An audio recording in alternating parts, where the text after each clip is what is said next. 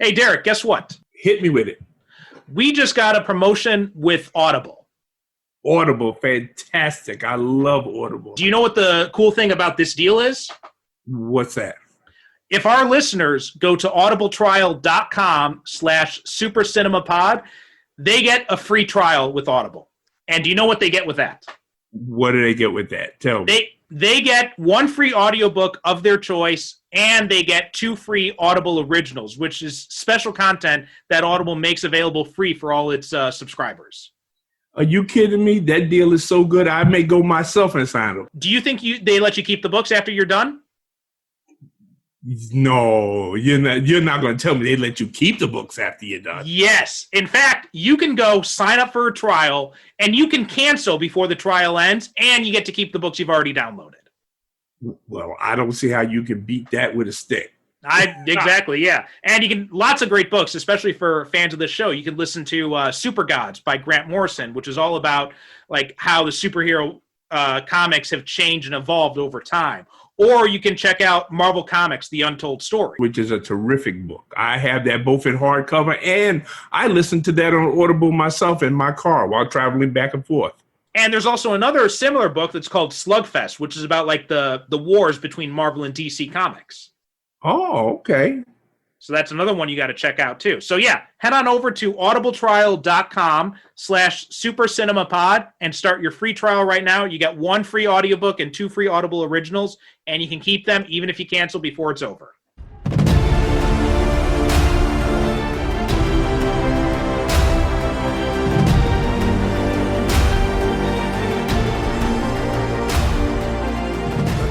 But it's a trick. No, it's much more than that. Whosoever be he, worthy shall have the power. Whatever, man, it's a trick. Well, please be my guest. Come on. Really? Yeah. Oh, this is gonna be beautiful. Clint, you've had a tough week. We won't hold it against you if you can't get it up. You know I've seen this before, right? Right? Still don't know how you do it. Smell the silent judgment. Please, start by all means. Okay. Never one to shrink from an honest challenge. Get after it. It's physics. All right, so if I lift it, I then rule Asgard? Yes, of course. I will be reinstituting Prima Nocta. Be right back.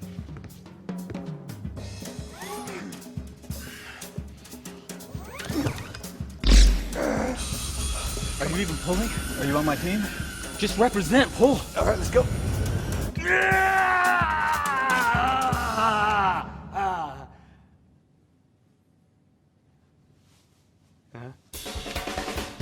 Go, Steve, no pressure.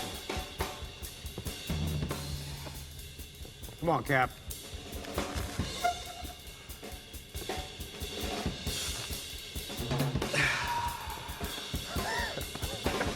Nothing. And? Widow? Oh, no, that's not a question I need answered. All deference to the man who wouldn't be king, but it's rigged. You bet your ass. Steve, you said a bad language word. Do you tell everyone about that? The handle's imprinted, right? Like a security code. Whosoever is carrying Thor's fingerprints is, I think, the literal translation. Yes, that's a very, very interesting theory. I have a simpler one. You're all not worthy. Welcome to the Superhero Cinephiles podcast. I am half your host, Barry Constantine. And as always, I am the other half, Derek Ferguson. How you doing today, Derek? I am doing moderately well. I'm about like 90%. Like I was telling you before we got on, I'm still wrestling with a little respiratory infection dealio here, folks. So if you hear me coughing or whatever, that's what it is. But don't worry about it. I'm taking medication for it. I'm seeing the doctor. I'm okay. That's good. Yeah.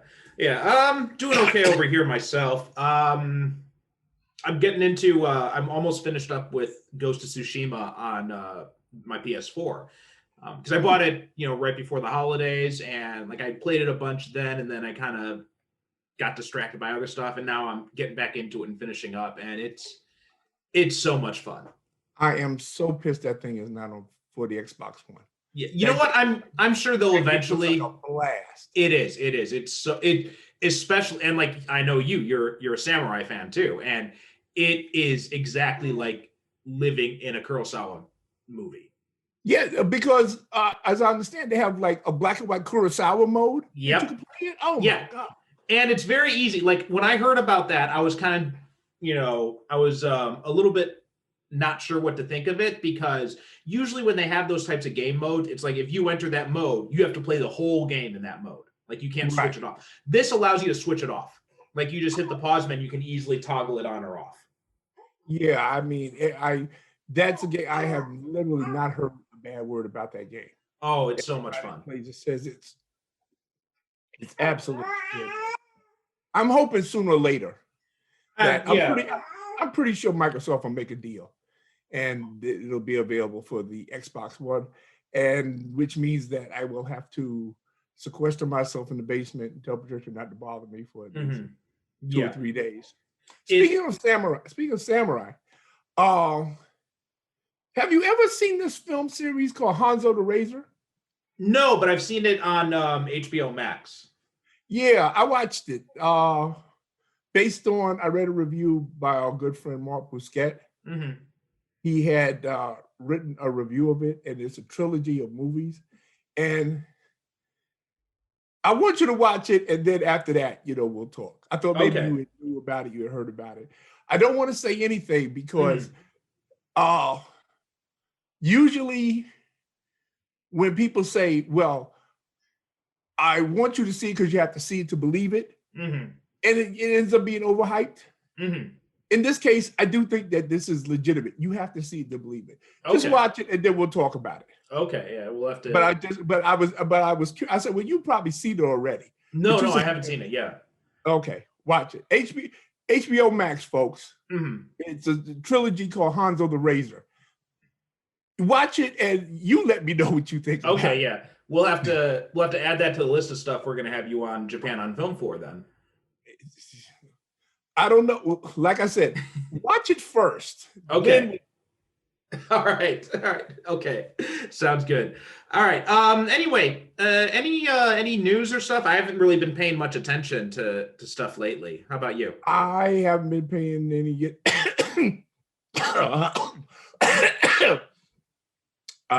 If there has been, I haven't noticed anything. I haven't noticed anything since the TV show that links up to what we're talking about today. Yeah, since the end of WandaVision, that's it. I'm wiped out. Yeah, pretty much. I mean, it was such an epic finale. The only two things is I did watch the latest episode of Superman and Lois last night. Okay. And that had a really awesome opening sequence, right? Where they're repainting a room and at the farmhouse, and it's like this kind of like family moment, and then all of a sudden Clark hears something going on in China, and then he just like zips away and he saves. And it very much felt like the Golden Gate Bridge scene in Superman the movie. Oh, okay. It felt very much like that, but it was a much more epic scale. Like, you know what? It's really amazing watching, like, every time I watch an episode of the show, I'm really amazed at how much they put into this show's budget. Yeah, it's not a cheap show. No.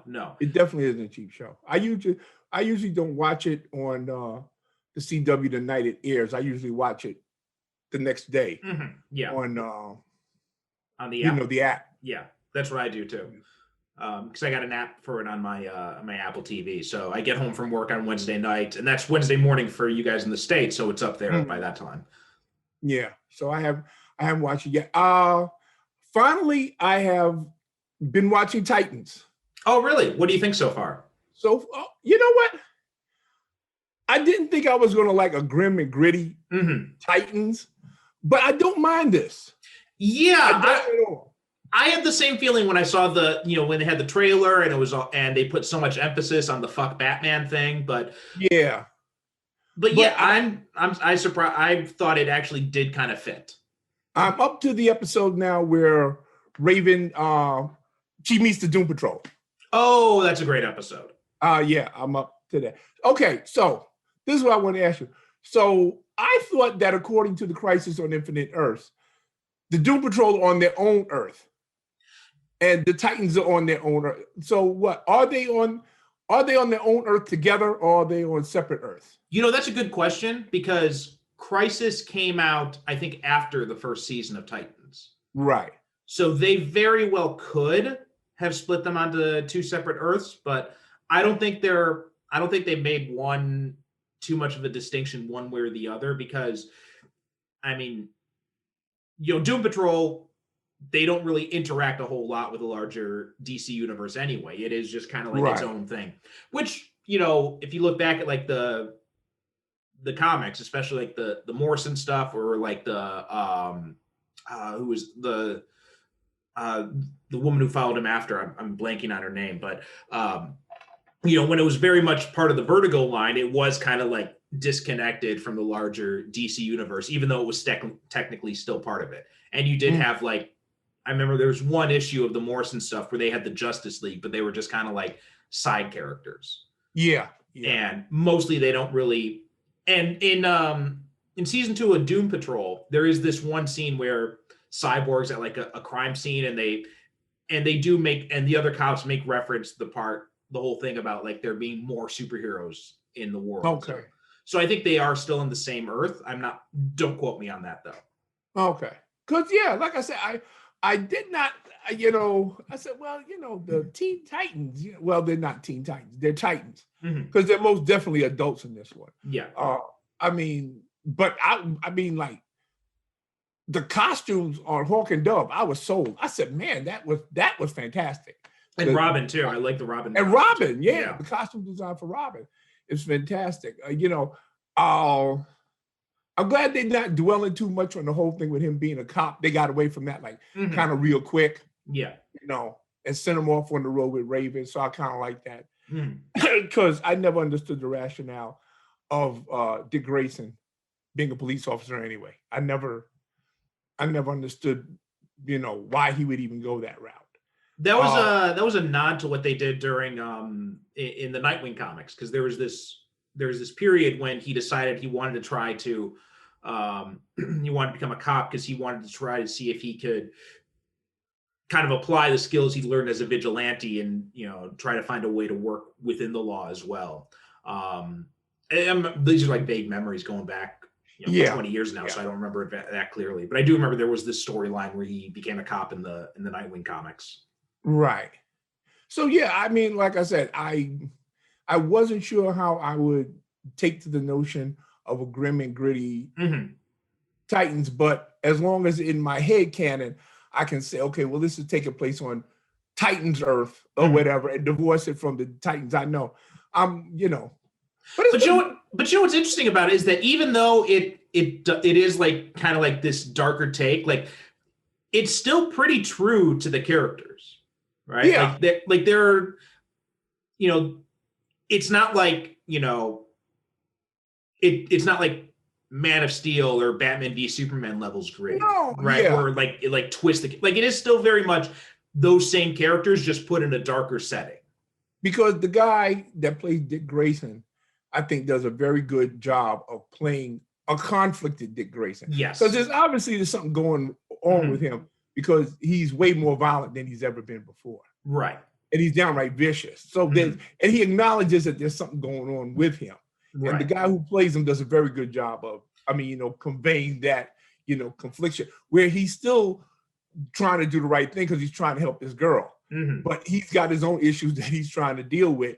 And he really doesn't need this right now. But being Dick Grayson, he still does the right thing. Yeah. You know, so yeah, I really like that guy. Yeah. It's so nice to have a Dick Grayson who's actually a layered character as opposed to what we got with Chris O'Donnell in the Schumacher movies, which was just basically like acting like a 12-year-old when he's like 37. Yeah. Exactly. I mean, he was a little bit too old. He was a little bit too old for that role. Yeah, I mean, especially like, and just like way too petulant. Yeah. So, I mean, unless I'm mistaken, I think this is like the first time we've gotten like a live action Dick Grayson that feels really true to the character in the comics. Yeah. Because the only other ones, I'm pretty sure the only other ones, it was Chris O'Donnell and Burt Ward, and that was it, right?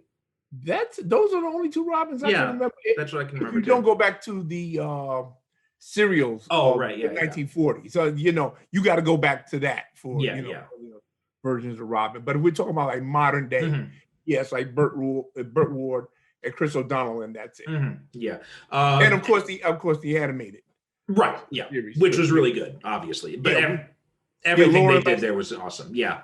Lauren Lester, he was Robin. He was good. Yeah, I did like that when they did the animated series where they did the college age Dick Grayson as opposed to doing it as a little. So that it was a really smart idea because then it allowed them to have him transition into being Nightwing and then they brought in the younger Robin. So, although I didn't really like what they did with Tim Drake, how they kind of merged him with Jason Todd, because like that was one thing that kind of makes me suspicious because they're like, it seems like they're going the same route with what they've announced about Tim Drake in season 3 of Titans. So, I mean, Tim Drake's my favorite of the Robin characters. So it's like a real disservice, I think, to that character where we haven't really seen him in any real iteration. Because even in Young Justice, he's very much a small player in that show.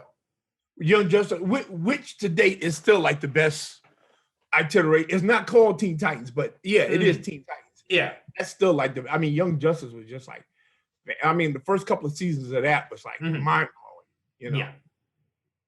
I'm on the 3rd season and I'm still trying to get, you know what it is? It's that it's more the Outsiders focus because I've never really cared about like Halo and Geoforce. So yeah.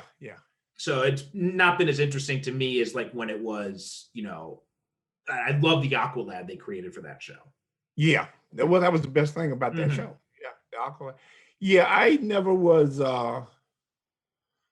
I have to admit that the appeal of the Outsiders was something that I never understood why everybody loved the Outsiders. Halo and Geoforce and Metamorpho. Metamorpho, I've never cared. It was a character I never. People love him. No. Yeah, I always liked Simon Stagg. He was more interesting to me.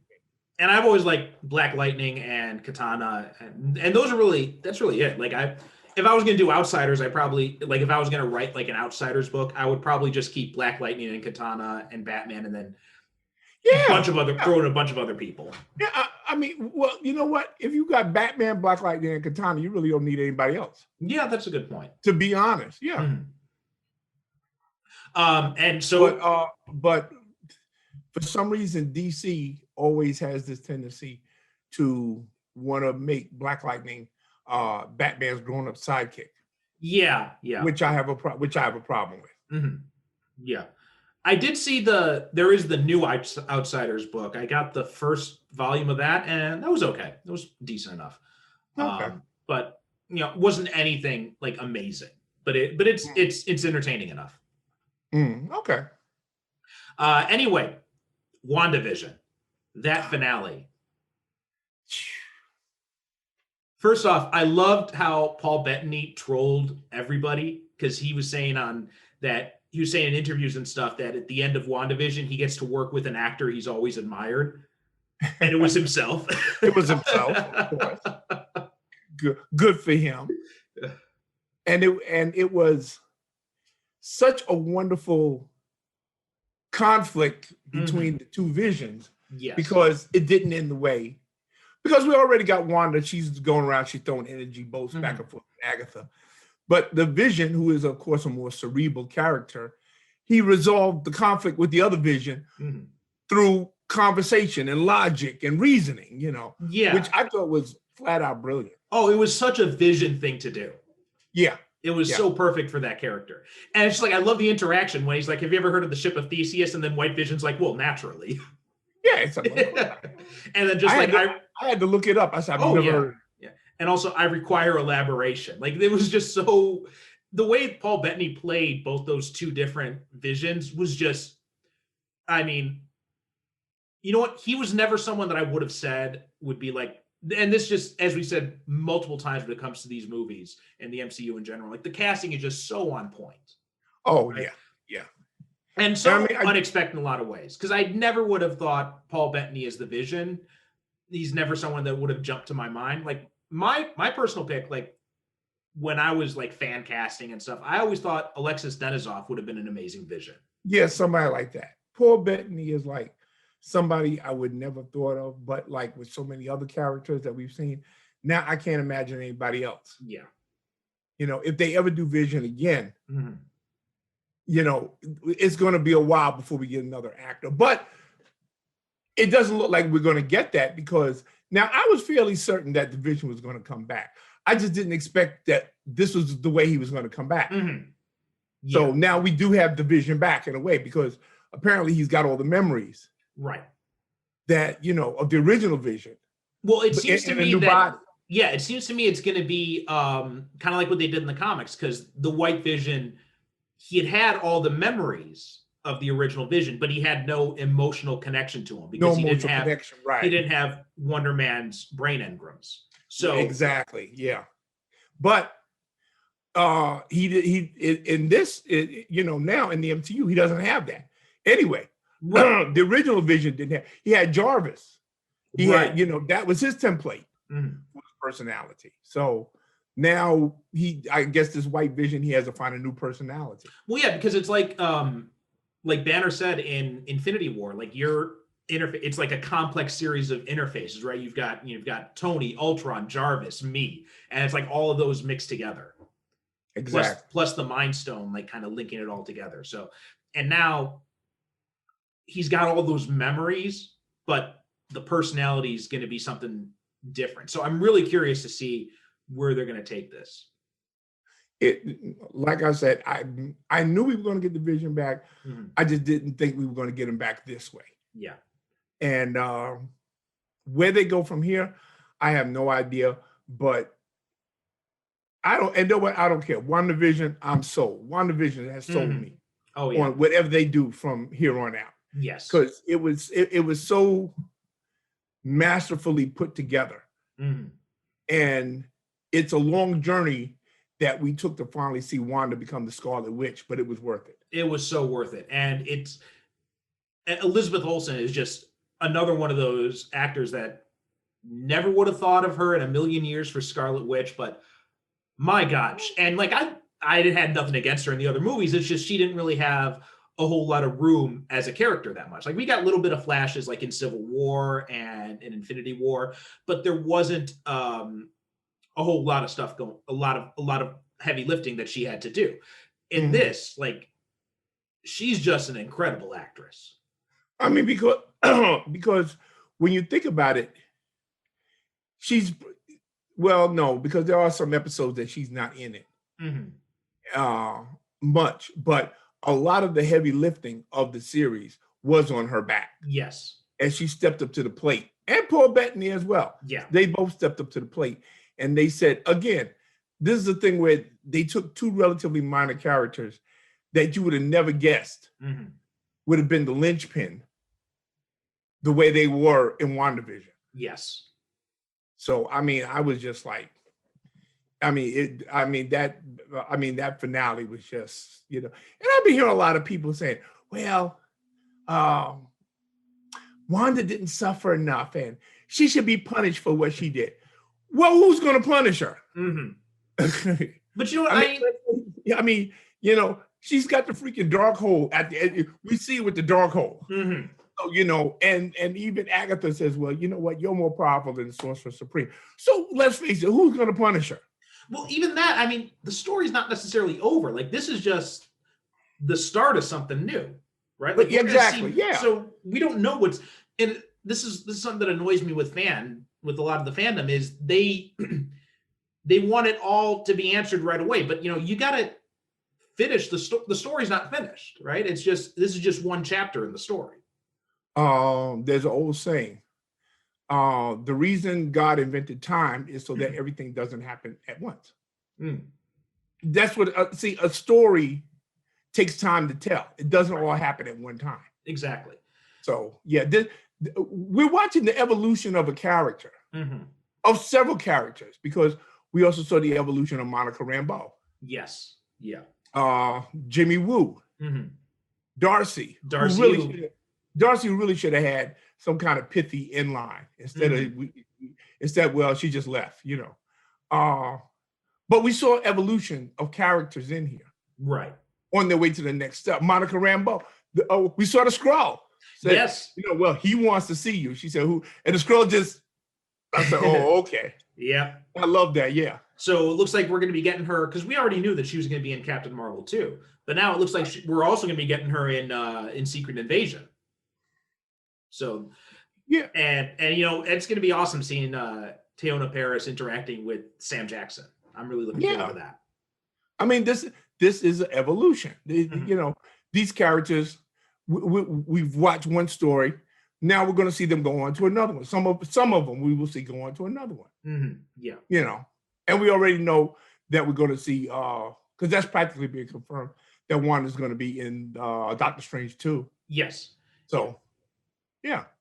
But a lot of people are upset because they didn't get the X-Men, they didn't get Mephisto, and I guess the greatest trick the devil ever pulled is convincing everybody that he was going to be in WandaVision. Yeah. Oh, everybody swore out. Oh, it was going to be. Oh my God. Everybody was Mephisto at one point, right? Yeah, everybody. At one point, you thought it was Mephisto. Yeah. But don't worry about it. I thought it was going to be Mephisto too. Yeah. But it's like every single character was Mephisto, right? The Stork was Mephisto. The Mailman was Mephisto. Ralph. Everybody was Mephisto. Also, I gotta love Marvel's trolling with Evan Peters and making everybody think that they're gonna be bringing in the First Class X-Men, and that they just turned into a boner joke in the end. Yeah, but so I actually like that. I said, well, good. Yeah, same here. I mean, there was a lot of people that was pissed off about that because they felt that Marvel was having a joke at their expense, and yeah, they were. Mm-hmm. It was a red. You know what? That was a classic red herring. Yeah, yeah. They dropped them in there, saying, "Okay, well, the fans will all be following this. And in the meantime, we're going to be over here doing this." Yeah, yeah. I mean, masterful, epic, classic misdirection. Yes, yeah, yeah. I mean, it's just, yeah. I just like everything about this show was. I don't think I would change one thing about this show. It's just not one. Pitch perfect. Like, and I'm just waiting until I have like a day, because I just want to take a day and I want to watch the whole thing again, all in one, clip. Yeah. Just to savor, the performances. But Catherine Hahn, Elizabeth Olsen, and Paul Bettany. I have a lot of credit for Deborah Jo Rupp's agent, who managed to get her credited in every episode, even the one she didn't appear in. Deborah Jo Rupp had a credit. So, she's got a fantastic agent, so I give her agent credit. I mean, everybody, Jimmy Woo. I mean, it was amazing television. It really was, in terms of concept and execution. One thing that kind of surprised me though is that, and I kind of felt the same thing. They keep having characters that are Gyrich-like in the MCU, but who aren't Gyrich. Like you had Ever K. Ross in Civil War was very much playing like the Henry Peter Gyrich role. And then in this, you had Hayward, who's very much like Gyrich, but they're just not putting. They have all these Gyrich-like characters, but they're not calling them Gyrich. Yeah, they're like stand-ins.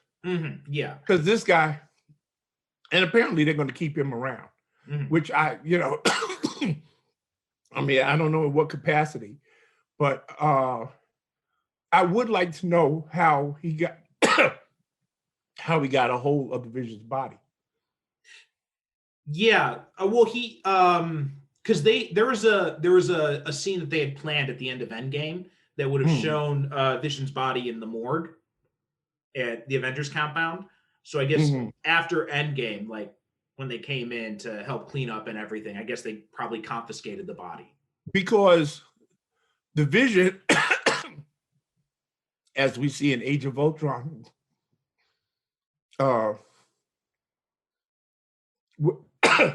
excuse me, which I had completely forgotten. He was built with stolen vibranium. Yes, yeah. Which belongs to Wakanda. But he was built also with Stark Tech. So doesn't that make him legally Tony Stark owns him? I don't know because the whole thing about like, and because they reimagined Sword in this series, because in the comics it's a space agency, right? They're supposed to be, it's sentient world observation and research and development, whatever, right? But in this one, it's sentient weapon observation. So they changed that and they're focusing more on like, so I'm guessing that because Vision is this artificial life form and is basically a weapon, like that gives Sword jurisdiction over it under the Sokovia Accords or something along those lines is I guess kind of how it works out. Well, yeah, I figured that's how they got a hold of it because they argued that since, okay, my thing is that they said, okay, well, vibranium has been weaponized before. So that classifies the Vision as a weapon. Yes. So we got him. So yeah. That's how they got a hold of him. Yeah. So that's probably how it worked out. But anyway, that's as good a transition as we're going to get into Age of Ultron, which we watched for this week. Yep. And like, for the life of me, I could not understand why this movie was so hated when it came out. I mean, I came back from the theater and I'm like, that was awesome. I love that. You know, okay. The movie starts out with the Avengers fighting the hordes of Hydra and Baron Strucker. You don't get more Avengers than that. Yeah. You know, that's how like an Avengers annual, you open it up and that's what it starts with. Yeah. The Avengers fighting Hydra and Baron Strucker. So, I mean, I don't know. To me, that was the perfect beginning right there. The Avengers in action. Well, so, it's something you've always said when you talk about it was like a James Bond movie. It's like the cold open of a James Bond movie. Yeah. And you know, I mean, and also because we had the first movie where all the characters got introduced and we got all so we don't need that now. So now we can just get right into the story. This movie gets into the story within the first 10 minutes of the movie with that whole assault on Hydra and Baron Strucker. It gets into the story. One of the things I also like about it, what it does, and this is also what the James Bond movies help accomplish, is it shows you that there are other missions the Avengers have done, you just don't see them. It has that implication there. Whereas, like, if you look at something like the X-Men movies, it kind of feels like the X-Men only have their missions that appear in the movies. Yeah, they just sit around the mansion most of the time. Yeah. So I did like that you get this sense that the Avengers haven't just been sitting around the past few years. They have been doing other missions together. Well, there's that wonderful scene during the assault with Baron Strucker. He's walking around and he's giving orders and everything like that. And one of his grunts said, yeah, but Baron, these are the Avengers. And he says, yeah, well, call up the troops and do this and recalibrate the laser cannons. And the guy said, yes, but Baron, it's the Avengers. I love that. I was like, don't you get it? It's the Avengers. So apparently the Avengers have a reputation, because this guy's shitting in his pants, frankly. Baron Strucker just walk around with his monocle talking shit. And this guy's like, Baron, he's pretty regularly called by. He's like, Baron, it's the Avengers. Yeah, but recalibrate this and do this. Baron, the Avengers. I think can we just evacuate the base, please? And if I've got one disappointment, it's that this is the only time Baron Strucker is so underused, right? Like, oh yeah, Thomas Kretschmann he's great, and I would have loved to see more of him playing Baron Zemo, especially because in Winter Soldier, right? And I know eventually we got the story in Captain Marvel about how Fury lost his eye, but in Winter Soldier, Fury has that one line to Cap where he says, last time I trusted somebody, I lost an eye. And then you had Baron Strucker in this. Like, my headcanon at the time was that Strucker was that friend. Exactly. And that's how I would have done it. Yeah. That's the same thing I thought too, that it was Strucker. So I felt that was kind of a missed opportunity. Mainly because he's also got that thing with the monocle, Right. which is like a fake eye. Mhm. So I thought that was a nice little parallel to, like the eye patch, Yes. Put the little one down over in the crib so she finally fell asleep. But yeah, I loved pretty much everything about this movie. Like the whole Thor Vision Quest thing is a little bit kind of iffy, but other than that, I love this movie. I think. You know what? Okay, I watched this movie today, and you know what I was really surprised at? There is a lot in this movie. There is, yeah. This movie is packed with a whole bunch of. I mean, we're talking about. You know what? I forgot Claw was in this movie. Yeah. This is when he was introduced. I completely forgot he was in this movie because that's how Ultron gets the vibranium. Because Claw's got a whole shitload of it that he stole from. Wakanda. Yeah. And we have what's his name? Stellan Skarsgård. He shows up in the cameo. Peggy Carter shows up in the cameo. Idris Elba. Idris Elba is high. You got a ton of cameos in this. And I'm looking at this, oh my God. Yeah, it was a whole bunch of people that I'd forgotten was in this movie, as well as a whole lot of I mean, there's a lot of story in this movie. Yes. Yeah. Which I had completely forgotten about. Which I guess another reason why I love the movie so much. Because this is a movie that I walked out of it. I felt like I got my money, more than my money's worth. Same here, yeah. In terms of sheer story and spectacle, yeah, I got my money's worth. Yeah. I think well, did you catch, speaking of so much being in this, did you catch the Angel reference in it? Who? Angel, to the TV show. No. So when Thor is having that, when he has that hallucination scene, when he sees Heimdall, you see there's this one shot where they have these like three like creatures, and it's a wolf, a ram, and a hart. Okay. Wolfram and Hart. Oh, Wolfram and Hart. Okay. Okay, I got you. No, I didn't catch that. Yeah, I watched this movie, and I do want to watch this movie again because I'm sitting there, I'm saying, "Damn, I don't remember that." Which goes to show you how long it's been since I've seen this movie. Well, speaking of cameos too, I mean, we get Sam and Rhodey in this too. Yeah, we get that party scene. And I do like because that's something everyone complained about. Well, where's Rhodey in the first Avengers movie? And so I did like they brought him in here, and they kind of show, well, Rhodey's doing his own thing. He's got his own missions that he's flying. Well, that's what he's talking about, because they got the running gag where he's telling the joke to the Avengers and they just don't find it funny. But then he goes and tells it to regular people, and they're cracking up all over the place. Yeah, I did love that when Thor's like, wait, that's the whole story? He's like, yeah, it's a War Machine story. And Thor's like, oh, well, then, yeah, it's okay then. It's good. But see, okay, context. You're talking to a guy who's been kicking frost giants in the ass since he was a teenager. So, yeah, I mean, this isn't exactly going to impress Thor. You got to talk about fighting fire demons, and then he'll say, "Oh, really? You did that?" Otherwise, nah. I did like that. He's like, "Why do I even talk to you guys?" Like, yeah, why do I even talk? But it was nice to see him. Matter of fact, I love that whole party scene. Yes, it was great. But I love scenes. I always love scenes. And when I was writing fan fiction, those were my favorite scenes to write. Where's just superheroes just hanging out? Yeah, same here. Just sitting around, just bullshit. Yeah, and also I like that. Sam Wilson, you got him. He says like, it's like, oh, if it was a firefight, and then Steve's like, well, next time I'll call you up. And Sam's like, wait, hold on, no. I was just trying to sound tough. Yeah, and he also makes reference to the fact he's off doing his own thing. Right. He says, I'm looking for Bucky, basically. Right. Which again is another thing that I like about this movie, is that it implies that all these other characters have been going on doing their own thing. They, they just haven't been sitting around waiting for the Avengers to show up and call them. These characters are off doing their own thing. Yeah.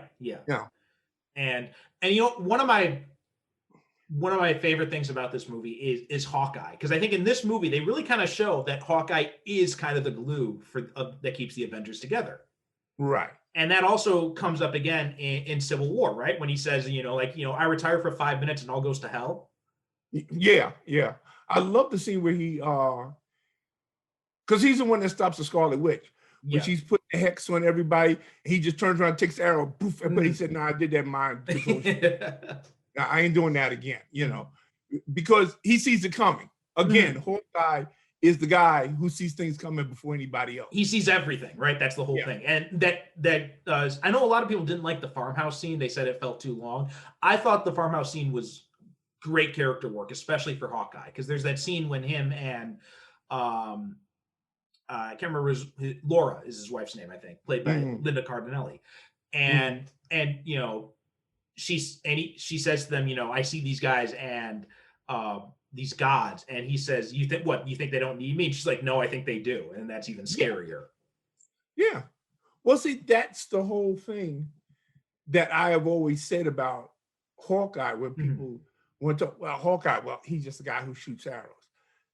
I said, no, you don't get it. This is a guy who, through his own skill and training and talent and force of will, has made himself skillful and competent enough to be able to fight beside super soldiers, men with, you know, transistorized armor, and gods. And they respect him for it. Yes. That's the whole thing with Hawkeye. He's the one true human in the middle of all these other, you know, because Tony Stark is like so friggin' out there that, you know, he's like operating on his own plane. Right. Captain America, he's a super soldier, and he's got like this higher moral thing. And Thor's an Asgardian. You know, he again, it's another totally different level. But then at the core of it, you've got human characters like the Black Widow and Hawkeye. And more so Hawkeye, because Black Widow has had like surgical enhancements and all that kind of stuff, and she was raised up in this spy environment. But Hawkeye is he grounds the Avengers. It's the human perspective, which is why he took him back to the farm. Yes, yeah. You know, what's the next thing that we see? Which is like the most basic thing that you can do on a farm. Well, Captain America and Tony started chopping wood. And I do love that scene. How Tony says, "Don't steal from my pile," and Cap is like 10 times as big as his. Yeah. I mean, seriously, dude. We can obviously see you don't spend a lot of time chopping wood. But again, it's a great scene in that we get to see once again Steve Rogers and Tony Stark talk about their differences. Yes. And as I said before, I probably mentioned this before, but another reason why I love this movie is that it's another like we were talking about before. We talk about character development. Tony's PTSD going to a new level. Yes. Because that's what this movie is about. Because matter of fact, Tony fucks up one time. And then he does, and Bruce Banner even said, wait a minute, you just did this and it didn't work. And now you want to do it again with it's like the cat never stops. Well, that was one thing that, watching this again kind of bugged me, is that I understand why Tony wants, I don't think Tony does a really good job the movie doesn't do a good job of convincing us that Tony has sold Bruce on this, right? So I like why Bruce agrees to put Jarvis in the Vision. That's something that's still just kind of like, all right, that seemed a little bit too easy, right? He says, hey, look, we're mad scientists. So, and then Tony, like, oh, okay, well, you put it like that, then I'll do it. But they are. They are, but I mean, from the character standpoint, I don't really understand why that convinces Bruce to go along with it. Like, if anything, I think that should make Bruce think, maybe we shouldn't be mad scientists. Bruce is gonna go along with it. Bruce, I never had any doubt he was gonna go along with it, because Tony Stark is just that type of personality that he just overwhelms you, and he suckers you into buying his bullshit. Yeah, which is basically what Tony Stark is very good at. He's very good at making you buy his bullshit. Yeah. Although that was just one thing. Bruce's going along with that. I just wasn't sold on that. That was okay. Just my thing. And that might just be me, but I just felt like that was one thing that jumped out to me this time. Because you said, wait a minute. You just saw that Ultron just went and hijacked your plan to put a shield around the world. So now you just turn around. Well, okay. Well, we know we're going to do. We're going to stick this AI into this body that Ultron created. But again, as I said before, that's Tony Stark. Tony Stark's major flaw is that he thinks he can solve everything through technology. At his core, Tony Stark has no faith in humanity. Yeah. He really doesn't. No. And you know what? There are two things, and just going on another tangent, something that just came up to me is there are two things I expected in this movie that we didn't see happen. So the first is the whole, because before this movie came out, the descriptions of it said that Ultron was like this old, that Tony dusted off this old peacekeeping proposal called the Ultron program, and they kind of make reference to that when when Bruce says this, when Tony says this could be the key to creating Ultron, Bruce says, I thought Ultron was just a fantasy, right? So you get this sense that this has existed as a concept for a while. So my theory is, because we knew Ant-Man was coming right after this anyway. So my theory going into this was that that concept would have been drafted by Hank Pym. So I thought we would have gotten some reference to that, that Hank Pym had been involved in like the drafting of this concept, but we never get any mention of that because, as everybody knows, Hank Pym in the comics created Ultron. You're right.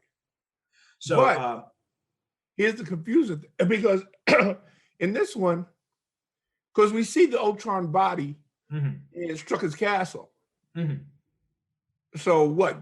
So okay. All right, never mind. I got it. Never mind. I just reconciled it in my own mind. Go ahead. Okay. Yeah, my theory is I always thought those are like, destroyed Iron Legionaries that they had found. And like, or they had, parts of, because Tony's armor is always getting blown to shit. So he's got like pieces of it scattered everywhere, especially after, New York. So I always thought that it was just, they'd just been collecting different parts of and that also kind of goes into the whole, because they got this whole, the Iron Legion going around and, helping up with, crowd control and all that kind of stuff. So my theory was, and this kind of shows that the Avengers have been active in all this time since the first movie, was that, and, Strucker's been collecting these scattered pieces of the Iron Legion that had been destroyed over the past few years. Which I expect that we'll probably see an amplification of, because we're getting Armor Wars. Right. Yeah. With Rhodey, apparently, who's going to be going around and finding people that are using Tony Stark's tech for rogue purposes. Yes, yeah. So that'll be really interesting to see. I wonder if we'll get some of the classic Iron Man villains then in that. Like, because we only had Whiplash really as the only classic Iron. Listen, all I want to see is Titanium Man and the Unicorn. Titanium Man, Crimson Dynamo, we might see him. Yeah. That's another possibility. So there are a lot of different characters they could pull from. I always loved Titanium Man. Oh yeah. Yeah, and the Unicorn. Don't ask me why. Unicorn was goofy as hell, but that's probably why I loved him, because I love goofy characters. He was the guy that had the power horn. Yeah, I remember that. Yeah, I love the Unicorn. Yeah. So yeah, that'll be cool. I hope we get some of those characters in Armor Wars. What was I gonna talk about? The other thing that I thought that would have come up in this is, because in the comic books, the Vision was, Ultron used the android Human Torch's body as the basis for creating the Vision, right? And we saw in First Avenger, we saw the android Human Torch in that at the World's Fair scene. Only time we've ever seen him. Only time we've ever seen him. Yeah. Which really pisses me off, because I love the original Human Torch. Well, that's why I was hoping that maybe they were going to say that they had taken that body and that was used as the basis for Vision in this movie, which that's how I would have done it, instead of just making it complete, and like maybe they used the vibranium and bond it to this body that already existed. Right. That's what I would have done anyway. Because that's what they did. Because in the comic books, for the longest time, that was the premise, that that Ultron had used the body of the original Torch and repurposed it. Well, yeah, because Roy Thomas, and I read about this, and I've been reading Marvel Comics: The Untold Story, and I'm only a little bit that's into a it. fantastic Oh, book. it's great. I'm loving it. But one of the things they Oh, mentioned good. in it is that Roy Thomas, he kind of learned the game early on that when you create something for Marvel, it's going to be Marvel's. Like you're not going to have any. So what he did instead was he took a lot of Golden Age characters and repurposed them. Yeah, well, yeah. Instead of creating your own characters, that Marvel owns. Right. So he took like the Android Human Torch and kind of gave it the concept of the Golden Age Vision and kind of merged those two concepts together to create the modern day Vision. And that's a book I always recommend to people, especially when I get into people with this bullshit argument because now it's the popular thing, to turn Stan Lee into like this demon that apparently he did nothing but go around stealing everybody's characters and concepts and claiming for his own. And such was not the case. Yeah, yeah. And I really get pissed off by people, that are like have made it their mission in life to take a piss on his, memory. When if you read the book Marvel: The Untold Story, it's told a lot of interviews with people who were actually there at the time. Yeah, yeah. And was saying, listen, you know what? Yeah, and you know what? People seem to have a hard time with this concept. Yeah, it sucked, but that's how it was. Yeah, you signed your name on the back of a check, and once you did, Marvel owned your shit. Yeah. End of story. I mean, that's what, if you didn't like it, you went to work for somebody else. That's what. Right. But you know what? Other comic companies were doing the same thing too. Exactly. This was a standard practice across the industry. It still is pretty much. I mean, it's a practice. I mean, work for hire contracts are still very much the norm. Yeah, but people want to make it out. Oh yeah, well, Stan Lee stole everything from it. No, he didn't.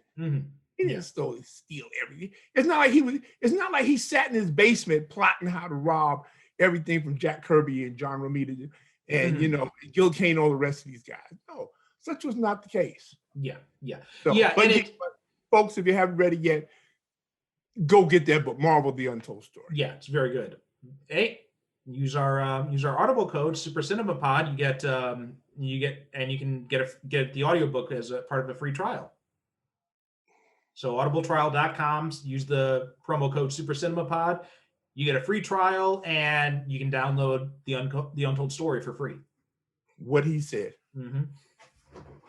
So anyway, shameless plug out of the way. And and one thing about that always annoyed me is that there's this whole idea that you have to have, a very good guy, you have to have a very bad guy in these stories, right? When, I mean, that's not how it works. Like these stories are a lot more, it's not always so black and white, right? No. It's a lot more gray. I mean, when people think of Stan Lee, they think of him as being they think of him as being like, the god of Marvel, that he has control over the whole company, when really it wasn't the case. Like he was just an employee like anyone else. So it's like getting mad at your manager at McDonald's because you're not making $15 an hour. Well, the manager can't really control any of that.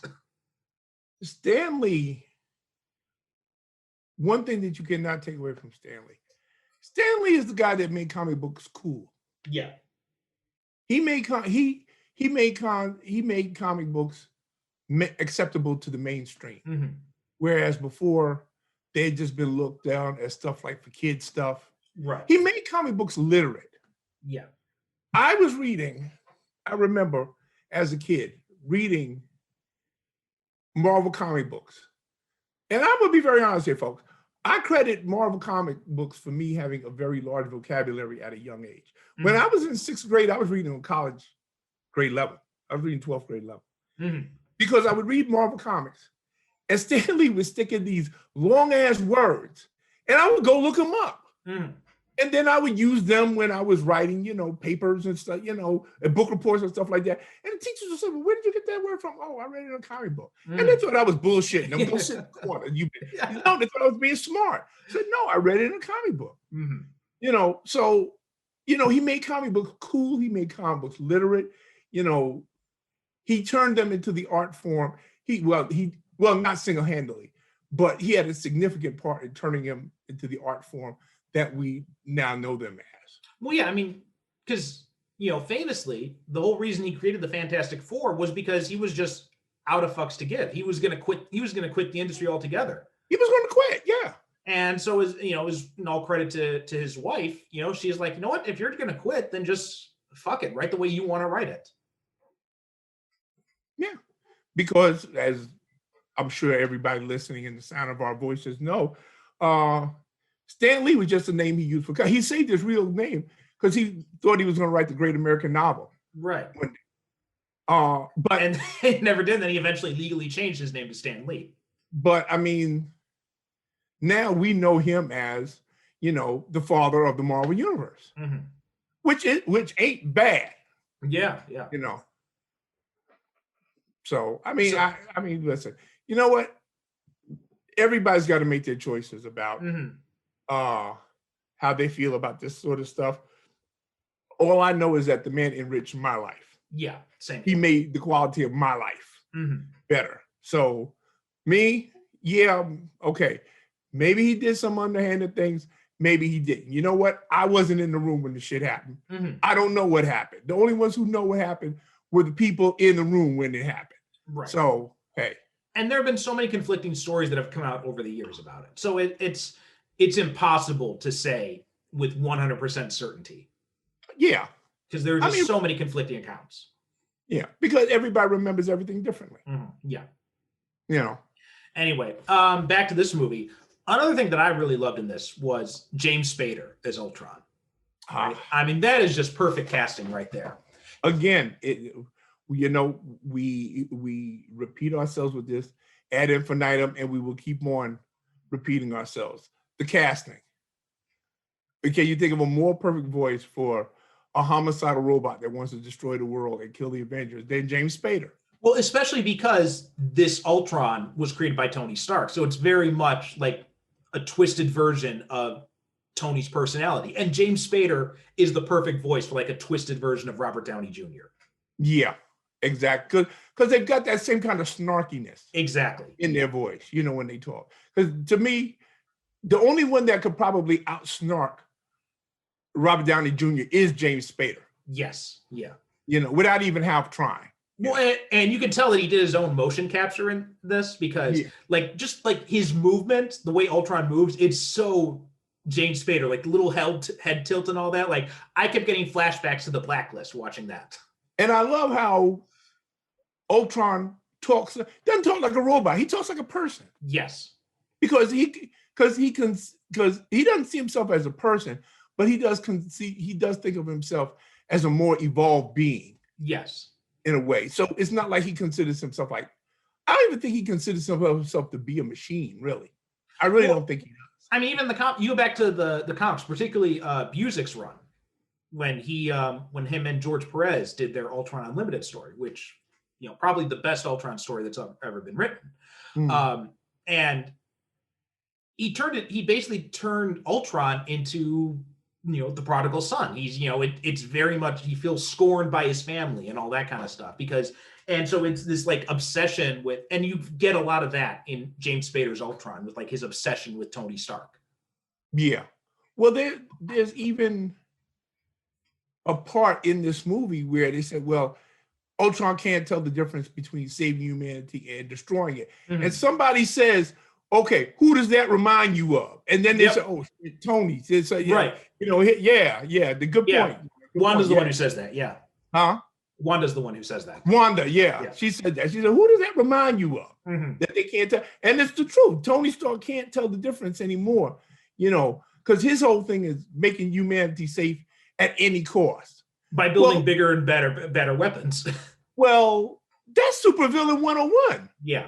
I mean, really, it is, Oh, well, nobody knows what's better for humanity than me. Right. And I'm the one that knows what's best for humanity. And he keeps going back to this time and time again, right? Like he creates Ultron. And then he tries to fix things by doing the Sokovia Accords, and he ends up breaking the Avengers apart right before an alien invasion comes. I mean, he can't. And you know what? Yeah, okay, you mean well, but dude, you need to just sit down and go take some deep therapy for a couple of years and just chill for a while, you know. Oh my God. It's hilarious. Yeah. It's funny way, but it's a revelatory moment when Wanda says that, when she says, because I'm watching and she said, oh shit, you know, something. She's 100% right when she said, well, who does that sound like? Yeah. And you know, I really hope that at some point we get to see James Spader come back as Ultron, because I don't know where the criticism comes from. I thought he was perfect in this movie. Listen, I don't know why people, because apparently this is like considered to be the redheaded stepchild of the Avengers series. Yeah. I really don't know why. I have no idea why. I mean, it's you know, granted, it's not as good as the other three, but it's by no means bad. Well, nothing is as good, of course. Yeah. As the 1-2 punch as we got with Infinity War and Endgame. Mm-hmm.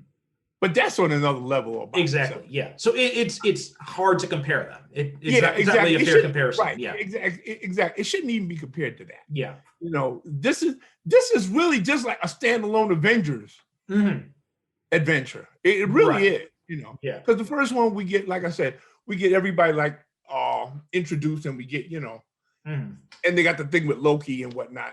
It's the origin story. Right. This is Avengers Annual. This is an Avengers Annual. You know, Age of Ultron. Yeah. And although there is one big missed opportunity, I think. So first, have you read the Ultron Unlimited story that Busiek and Perez did? Probably, but that was years ago. Okay, so there's this one scene where I wouldn't remember. I'm old. There's this one. It's well worth tracking down and rereading, because the Busiek Perez run in general was just amazing. It was that was my introduction to the Avengers. And that led me into reading the classic Avengers stuff after Kurt Busiek. Yeah, I mean, he got him. He got the Avengers. Yeah. You know, it was like an amazing cover band doing a greatest hits album. That's what the Busiek Perez run was, right? Because it was very much like revisiting those like classic ideas and those classic stories, and just like reintroducing them to a new generation. And like Busiek and Mark Waid probably do that better than anyone else in the industry. Yeah, Mark Waid. Yep. And so his Ultron Unlimited story, it has this amazing scene where the Avengers have been, you know, beaten down and everything, and Ultron seems like on the verge of victory, and all of a sudden they burst through the wall. They're all like battle damaged and everything, and you got Thor standing front and center, and he's just like very calm. He's like, Ultron, we would have words with thee. Oh yeah. I remember. Yeah. And that was the one thing I wanted that moment in this movie. We had a great moment in this movie that I am kind of convinced, and people call me crazy, but I think it's a homage to that last gunfight in Sam Peckinpah's The Wild Bunch. Oh, okay. The Avengers, they're in the church, and Ultron's drones is all coming at him at a rush, and we had that 360 pan around with all the Avengers fighting and everything like that. I mean, that's the closest that you're going to get to see a comic book panel in live action. Yes. Where they just go around. And I said, this reminds me of something. I said, oh, The Wild Bunch. You know? Oh, I got to watch that movie again. I haven't seen it in so long. You haven't seen it? Oh, well, I've seen it. I just haven't seen it in a while. I watch it at least once a year. Yeah, it's a great movie. That was you know how old I am? This will give you a hint how old I am. You told me you saw that was the first movie you saw with your dad, right, in the theater. I am old enough that I saw that during its original theatrical run. That was my first growing up movie. Oh, that was your first. Yeah, I love it to this day, and I watch it at least 2 or 3 times a year. You want to feel even older? My first grown-up movie was Blade. Wow. And I wasn't even grown up. I was before I entered high school, because they didn't card at the theater where I saw it at. Yeah, I mean, you know, when I was a kid, I would see R-rated movies. They didn't stop you and everything like that. You paid your money, you went on in. They said, "Yeah, kid, just sit in the back." In fact, when I wanted to see Blair Witch in the theater, and I was like, can't remember how, I was under 18, I know that. And I went to the theater and I asked for a ticket to Blair Witch, and they're like, and the guy's like, "Can I see some ID?" I'm like, "Are you serious? I've seen a ton of R-rated movies. Nobody's ever asked me for an ID." He's like, "Yeah, well, we're asking now." So okay. and so yeah, I guess that never happened to me. no, it never happened to me until Blair Witch. Before Blair Witch, like I've been able to see R-rated movies, no problem. But Yeah. but you know what the weird thing is? But you know, I actually I wish I wanted to find that guy and thank him, because not wasting my money on Blair Witch was a good move. Yeah. Blair Witch, that's a movie. That's a triumph of marketing or internet marketing. Oh God, yeah. Substance. Because I saw that movie and I just said, really? This is what's supposed to be. So matter of fact, I like the sequel better. Yeah, I did too. You know, Book of Shadows. Yeah. Yes. Yeah. I thought that was a bit. You know what? Maybe because it was a movie. It didn't have any pretensions about being about something. Yeah. You know? There's a much better movie. It's called The Last Broadcast. If you've never seen it, but it's kind of like, but it kind of got lost because it came out like at around the time of Blair Witch, and it got unfairly tagged as being a ripoff. When actually it's the better movie. Okay, so kind of like a Stir of Echoes, Sixth Sense kind of situation. It's the exact same thing. I tell people that all the time. I said, go see Stir of Echoes. Yeah. I said that's another movie that also got unfairly tagged as being a ripoff of the Sixth Sense, when actually it's the better movie. Yeah, Sixth Sense is just, once you know the twist, there's no reason to rewatch the Sixth Sense again. Okay, here's the thing. People told me, they said they couldn't figure out the twist. I said, did you never see The Twilight Zone when you were growing up?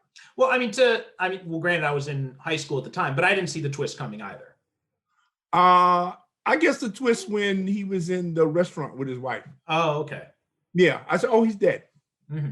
And remember, she's sitting there and she's not looking at him. Right, and she's talking to him. I said, oh, she's dead. Okay. I mean, I didn't say it out loud in the theater. But right. I said, you know, in my head. But Patricia knew. She said, okay, when did you figure out he was dead? I told her. She said, oh, okay. But anyway, not that it's a bad movie. And people always say that. No, actually, it's a pretty good movie. But it's just that it's no more than an extended episode of The Twilight Zone. Yeah. That's all it is. It's M. Night Shyamalan. Signs is a much better movie. Signs is a better movie, yeah. Yeah, Signs is a better movie. Even The Village. Oh, I don't think I go that far. I hated The Village. Even The Village is you know what? I hated The Village the first time I saw it, and then I went back and watched it. And I think what it was that I liked it better the second time because there were so many people in it that since then had went on to better roles. Oh, and I was able to enjoy because again, when they had the shed that nobody could go into, and Patricia said to me, she said, well, what do you think is in that shed? I said, oh, well, that's where the village elders go to watch football on Sunday. I said, that's where they got their hookup at. Because they know about the outside world. Yeah, I guess that twist coming right away. Yeah, I said, yeah, they got the refrigerator with the beer in there. They got the weed in there. They got the satellite hookup. That's where they go Sunday to watch football games. Yeah. But anyway, in back to Age of Ultron, the thing about, there are two big missed opportunities in Whedon's Avengers films. The first one is Cap not saying Avengers Assemble in the first one, which, fair enough, we made up for that epically in Endgame, but it still was something of a missed opportunity in the first Avengers movie, I think. Second is Thor not delivering that classic line from Ultron Unlimited. And they had the perfect opportunity, right? When they're in the church and Ultron shows up, and Thor says, "Is that the best you can do?" Right? At that point, he should have just said, "He's like Ultron." Yeah. He would have words or something like that. Which you know, actually is kind of like a pedestrian thing for Thor to say. Yeah. It really is. You know, it's a pedestrian thing. You know, like you said, at that moment, we want the grandeur. Right. So, and have Thor say, hey, we would have words with thee. You know, say, oh shit, you know it's about. Yeah. But let me ask you something about something that I think is quite controversial. Do you think they should have killed off Quicksilver? Okay. I go back because after seeing WandaVision, it's Okay, see, I'm conflicted on this because I hated that they killed Quicksilver at first, right? Because I thought Aaron Taylor Johnson was perfect. He was a fan. Like, you know what? Fuck Evan Peters. I love Evan Peters, but he was not Quicksilver. He was Impulse. He was Impulse, exactly. Yeah, this guy was Quicksilver. This guy was Quicksilver. 100%. This is Quicksilver come to life right out of the comic books. He's got the attitude. He's got the obsession with protecting Wanda. He's got the whole thing about the Pietro Maximoff syndrome that Peter David famously did in X Factor, where because he moves it and thinks at super speed that the rest of the world moves at a crawl for him. So he's always annoyed with the rest of the world because everybody moves too slow for him. Mm-hmm. And ATJ does a perfect job of conveying that. And know something else?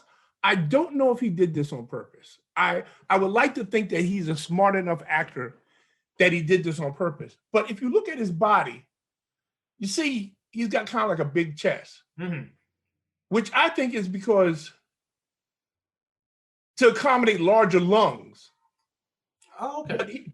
But his legs, you know, it's kind of like, they're not muscular legs, though. But I don't know. His body just looks like it's made for running. Yeah. To me, I look at his body. With Evan Peters, his body, well, he's just a skinny teenager. Yeah. But I look at this guy, and he looks like he's got a body that's made for running. He looks like, he's got a runner's build, definitely. Yeah.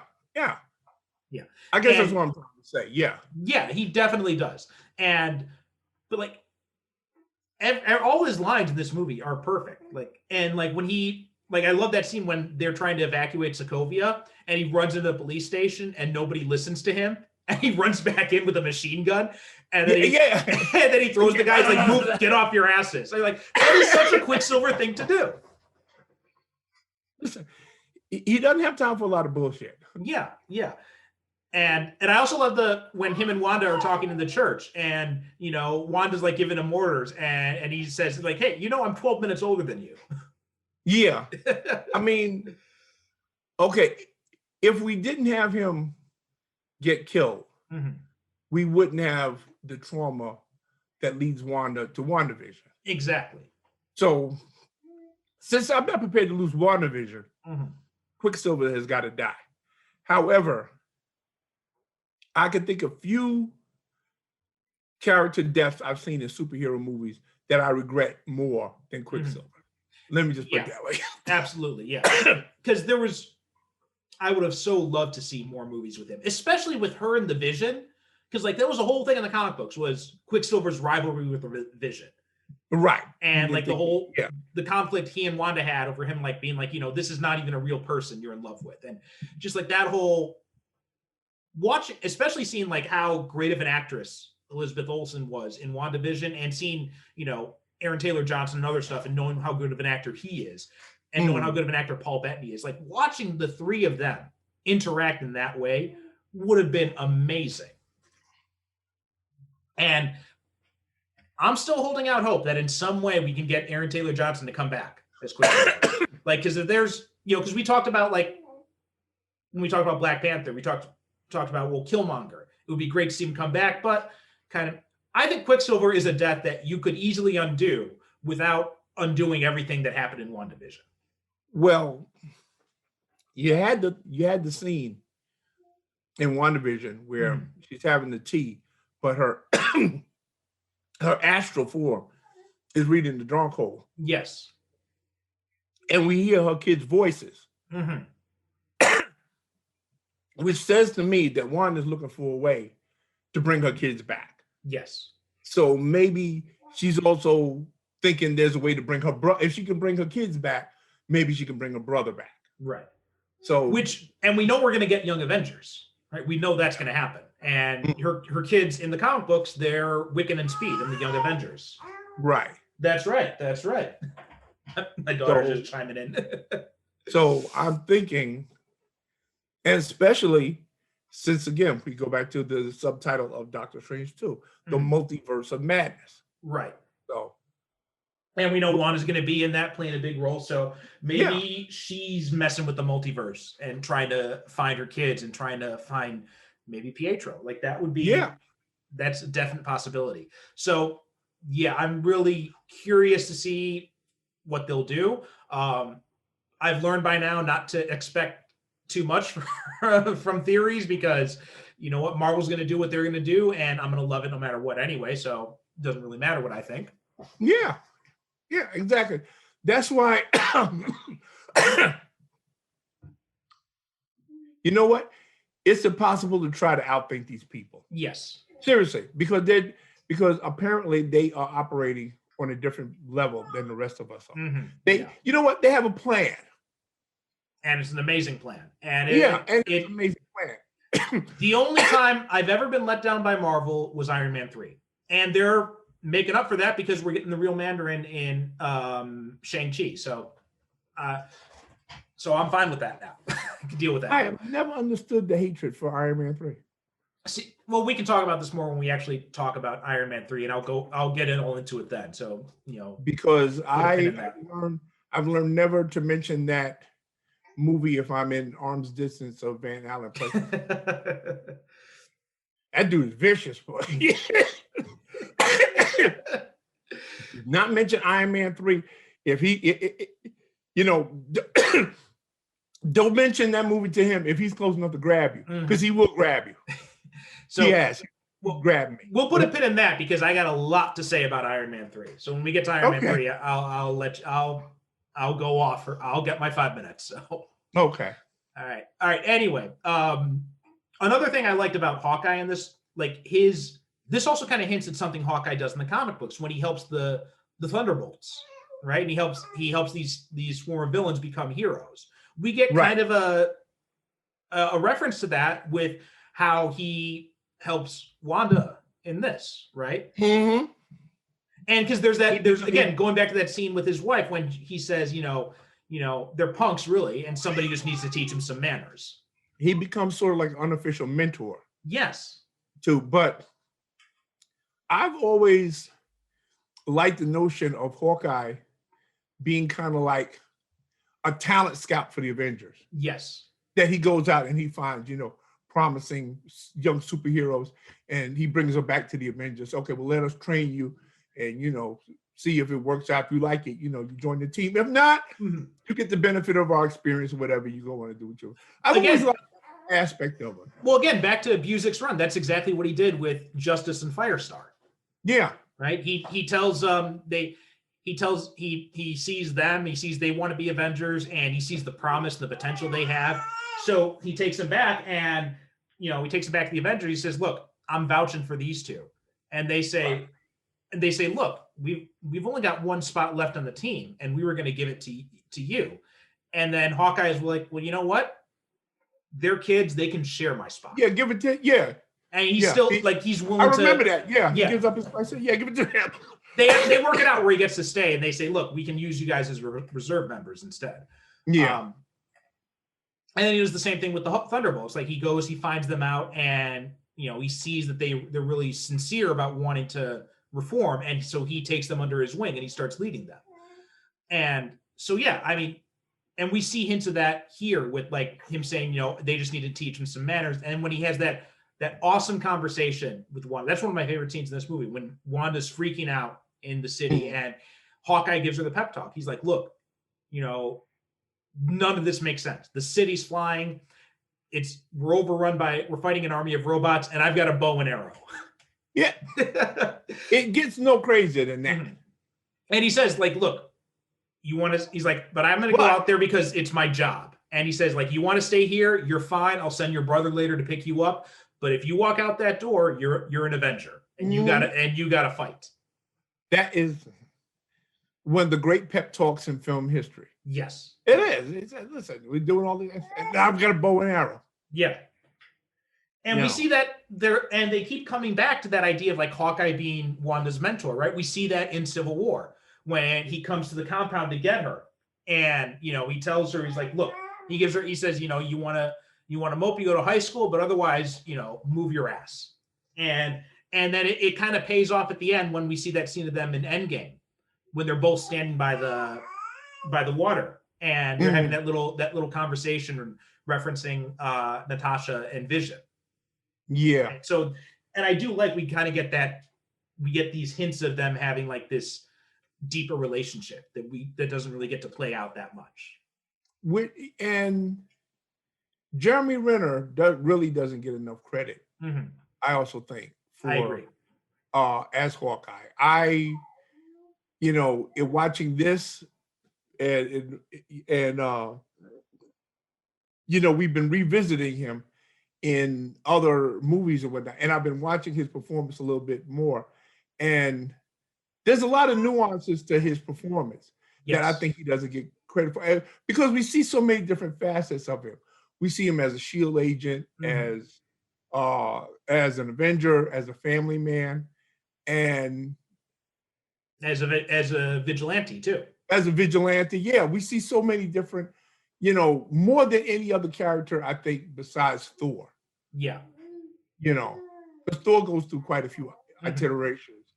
But we get to see him in a lot of different roles. And I don't think Jeremy Renner gets enough credit for that. No, you're absolutely right. And I'm hoping that the Hawkeye series on Disney Plus does for Jeremy Renner and his portrayal of Hawkeye what WandaVision did for Elizabeth Olsen and her portrayal of the Scarlet Witch. Exactly. And and also we kind of get the idea of him being like a mentor and a talent scout, because we're going to get the Kate Bishop Hawkeye in that series as well. So that ties into it too. So I'm really looking forward to seeing that Hawkeye series when it comes out, because Jeremy Renner is really underrated in these movies, and so I'm waiting for him to get that chance to shine.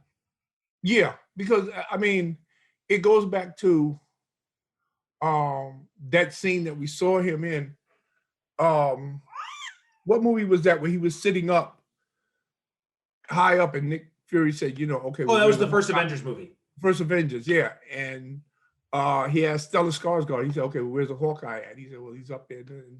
And Nick Fury said, well, what are you doing up there? He said, well, I can see everything from here. Yeah. And that's pretty much, it defines the character right there. He said, well, I sit up here so I can see everything. Because he's the guy that sees what's coming before anybody else. Right, yeah. Which is a very good way to describe his character, because he has these conversations with people, and he tells them, well, this is what's going to happen if we don't do this. And it's really a key to how, and that's a hint to how Hawkeye's character has evolved over the years in the comic books. Because originally in the comics, when he first joined the Avengers, he was just the rabble rouser. Yeah, oh yeah, he talked a bunch of shit. He was just there to have someone for Cap to verbally spar with, basically. Yeah, he was just there to piss off Captain America, call him old man, and right. All kind of, yeah. But over the years, he developed, and he did become what we see Renner doing, where he is this guy who sees all the angles, and he knows the Avengers on a level that nobody other than Jarvis really knows them. Exactly. And yeah, I think Jeremy Renner does a really good job of portraying that in these movies. And someone's chatty today. She's got opinions. She's got opinions. You know what? She's been waking up lately in the morning, and she doesn't cry. She just starts yammering away. And I'm like, listen, honey, you wanna have a chat? That's fine. Just wait until after Daddy has his coffee. Yeah, she's trying to talk. Yeah. Yeah. Uh-oh. Oh, she's fine. She's fine. She was just. She's just sneezing a little bit. You'll be in trouble then, my friend. Yeah. Oh, she's already giving me the stink eye. When she starts putting them sentences together. Oh yeah. All you're right. done. Anyway, other thing in this movie is got to talk about Paul Bettany. Obviously, first appearance is Vision. Yeah, we get, like I said, a lot happens in this movie. A lot happens in this movie. Vision. And I do love how making him worthy enough to lift Mjolnir was such a great shorthand to show that he can be trusted, that he's not Ultron, right? And they set it up perfectly. Did you love the look on Thor's face when he was able to pick up the hammer? The look on everybody's face was awesome, especially Thor, yeah. But this goes back to that scene, the party scene, which again, one of the best scenes in this movie is when, and this is exactly what you'd imagine superheroes do in their time off. Yeah. Right? I mean, Thor says nobody can lift his hammer, so of course everybody's going to want to try to lift his hammer. Yeah. And you know what? And I love the fact it's on the table, because people have this misconception that you can't lift Thor's hammer because it's super heavy. No, it's not super heavy. You just can't lift it. Yeah, yeah. You have to be you have to be worthy. And then I've had this thing with people. Well, who determines who's worthy? Well, the hammer. The hammer is enchanted by Odin, who says that the hammer determines who is worthy. How does the hammer determine who's worthy? We have no idea. Yeah. It's just that simple. We don't. The hammer itself determines who's worthy. Yeah. So I love that scene, and especially, you know, we get the hint for what we'll see in Endgame when Steve tries to lift the hammer and it starts to move. Yeah, you see again, you see the look on Thor's face. And he's like, you know. And then my theory is that Steve saw the look on Thor's face and then he pretended he couldn't lift it. Yeah, I think that's what it was too. He said, you know what, I'm gonna, you know, see, we're sitting here having a good time. I'm gonna let him save face. Yeah, yeah. But I also love, you know, Tony pulling out the gauntlet to try and lift it up. And then he gets Rhodey to get his gauntlet and do it. I mean, come on. If you had given him enough time, he would have whipped up some kind of super thing to try to lift the thing. Tony would have been there all night trying to lift that thing. Oh, seriously. yes, definitely. Yeah. If Ultron hadn't come along and broke up the party, he'd have been there all night long trying to figure out how to lift that damn hammer. Yeah. Instead of just letting it go. Yeah. And also, I love the little conversation they have at the end, because that is exactly like those types of conversations you're referencing when they're like, wait, you know, the Vision's not really a person technically, so that's why he can lift it. So yeah, and then they're like, you know, if you put the hammer on an elevator, the elevator would still go up and down. So it's just like that, and they're trying to justify why. Yeah, they're trying to lift it. And these are arguments I've heard all the time. People say, well, if you put Thor's hammer on the elevator, will the elevator go up and down? Well, yeah, the elevator will go up and down because the elevator is not sentient. Right. Exactly. Yeah. So I just love that little moment. And Thor's just and you get the sense that they've had these kinds of discussions a lot, because Thor's like, you know, I'm going to miss these little chats of ours. Yeah, because they're trying to figure out how the hammer works, and it's magic. Yeah, it's magic. You can't. Also, this movie does a good job of establishing that friendship between the trio, because this is kind of really the only time we see them just kind of like sitting around shooting the shit. Yeah, and like I said, I love seeing superheroes just sitting around, just bullshitting, having drinks, and just, you know, not, you know, nemesis evil or saving the world. They're just enjoying themselves. Right. Yeah. Yeah. And those little character moments, you know, and that's something Whedon does really well, is just those little small character moments like that and those little conversations, which is something too. I was re-listening to our episode on Justice League last night, because we're going to be doing the Snyder Cut next week. And we were talking back then about how these conversations that the characters have are really one of the highlights of the movie. And it's the same thing in these movies too. Yeah. I mean, don't get me wrong. I mean, I would not trade 1 minute of the fight we get between Tony Stark in the Hulkbuster armor and the Hulk. But I also would not give up 1 second of that party scene. Yes. Because to me, in my own mind, they're both equally important for different reasons. Yes. Now that's another good thing to talk about, is that Hulkbuster scene, because we got hints of the Hulkbuster armor in Iron Man 3, but it wasn't quite and so then we see it here. And I love that its name is Veronica. Veronica, yeah. Right? Because his girlfriend, because Betty. Yeah. I mean, did you ever in your life thought that you would see an actual Iron Man Hulk throwdown? No, especially not like that. Yeah. Especially not like that. I mean, wow. That was like, yeah, okay. That right there was worth the price of admission, as far as I was concerned. Well, like that, and every time I watch this movie, because I realize this, my wife mentioned, like, every time when he armors up in the Hulkbuster suit, like, I get excited. And my wife even pointed, and like every time when he has Hulk down, he does the rocket punch thing. Yeah. I laugh my ass off. Go sleep. Every time I laugh my ass off at that. Oh, yeah. Because at this point, Tony is desperate. He said, please go to sleep. And also that one part when Hulk spits out the tooth and just kind of glares at him, and Tony's like, I'm sorry. Yeah. But again, here's the point. Tony Stark, again, trying to overwhelm a problem through the sheer power of technology. Yeah, yeah. The Hulk is a primal force of nature that can't be reasoned with or controlled. Best thing you could do is leave him alone until he calms down. But Tony can't do that. Right. Because his technology can, he can beat anything with his technology. Well, I also love that they show that, unlike, certain other heroes and certain other franchises, they care about what happens to other people around, right? That's why Tony's got the Iron Legion to work crowd control. That's why, Tony catches the elevator when he's throwing down with the Hulk. That's why he scans the building for life signs before he chucks the Hulk into it. And you see, they make a definite point of saying, no life signs detected. And even Tony says, like, well, how fast can I buy this building? Yeah, because he knows what's going to happen. And he even, there's a couple of times where he's trying to take the Hulk out of the city.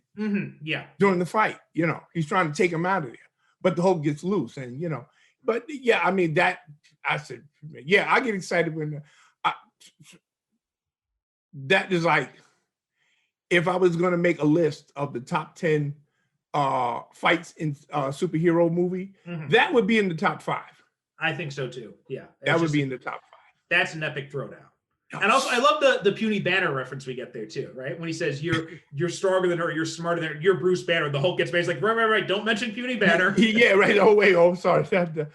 Don't mention puny Banner. Okay. Because the Hulk gets pissed. I said, oh man. But I also love that they found a way to use the Hulk, because there's a whole thing where they have what's called the Code Green. So you get the sense that Bruce doesn't go out in the field on every mission. It's only when things get hairy. Well, he was back in the Quinjet. Right, exactly. And he called him and he said, well, is this the code? Because he heard all the chatter going on. And he said, well, is this the Code Green? There's also in the beginning when, after the Hydra bunker, when he's talking to Tasha and he says, I wasn't expecting a Code Green. Right? So that you get the sense that there have been missions when he's just stayed on the Quinjet. Well, you know what? The Hulk is, okay, the Hulk is their mother of all bombs. Yes. They only pull him out. It's like when, in the first Avengers movie, when Tony was talking to Loki and Loki was saying, yeah, well, I got this alien armada. And Tony said, yeah, but we got a Hulk. Exactly, yeah. I mean, listen, we got a Hulk. So, he's like the mother of all bombs. Yes. That they pull him out when, okay, Hulk smash. That's it. It's not like he just suits up every time that they, Now I understand why they had him attacking the Hydra base, because I know somebody is out there saying, well, he was there when they took down the Hydra base. Well, yeah, that's so that we could have that shot of all the Avengers together. Yeah. I mean, come on, And he did come in handy because they had that bunker that had to be taken out. Nobody else could take it out except for him. And he just ran right through the shit. They said, okay, get I said, can you get, and it cracked me up. He just ran through it. That's all he did. We also love when Natasha's trying to cheer Bruce up. She's like, Thor, give us a status report on the Hulk's progress. And he's like, the hell is filled with the screams of his victims. And they look at him and he's like, not dead screams. It's like, complaints of sprained deltoids and gout. Hey, maybe not dead, dead, but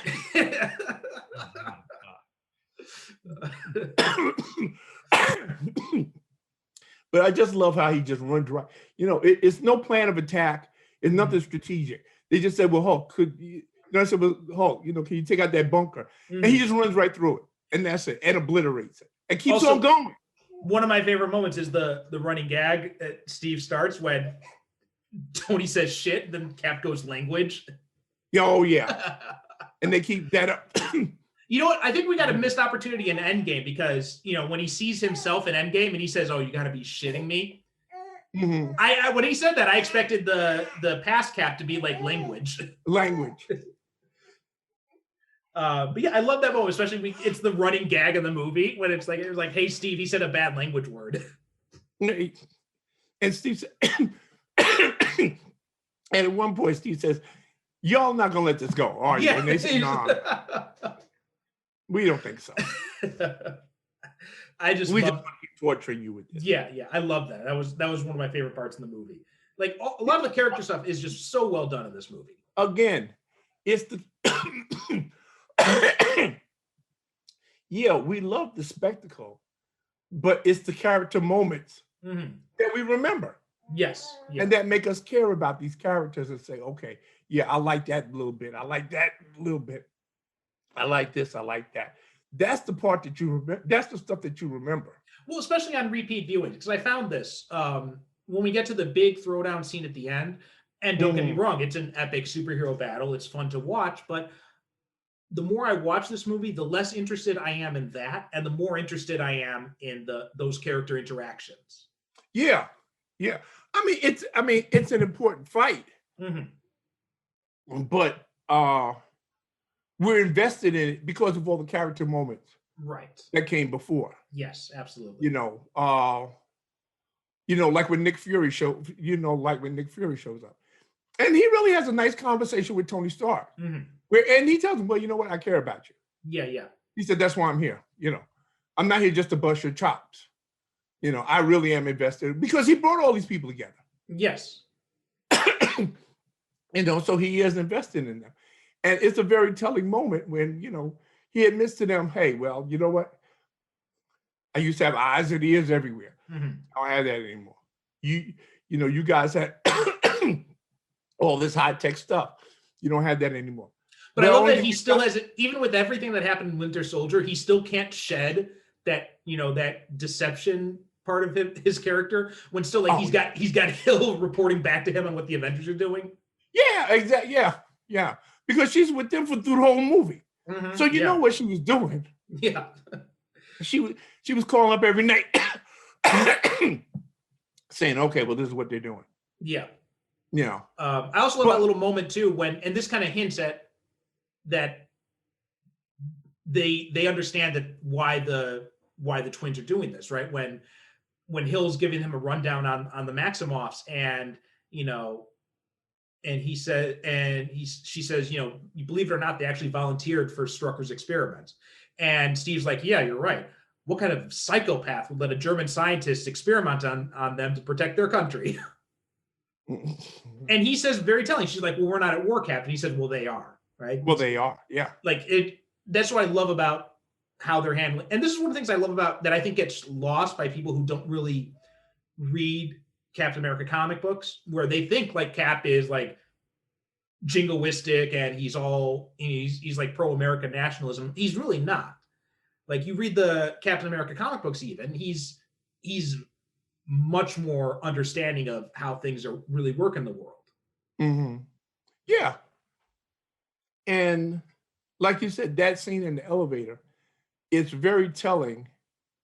And I would like to believe that Chris Evans, as an actor, insisted that line be in there, because it says a whole lot about Captain America's character. And like you said, his awareness. Yes.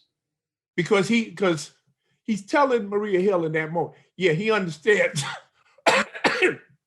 He understands 100% why they did that. Well, you know, and it goes back to even the first movie when you know, Erskine asked him, you know, oh, so you want to go overseas and kill some Nazis, right? And he's like, look, I don't want to kill anyone. He's like, I just hate bullies. He's like, I'm just trying to do the right thing. So for him, it's not about like, you know, what the propaganda's saying. For him, it's a much more personal thing. Yeah, I get that. But what I'm saying is that Steve Rogers, as a human being, as a man, he's not blind to what his own country is capable of. Right. Yeah, exactly. Because, you know, yeah, he did the same thing.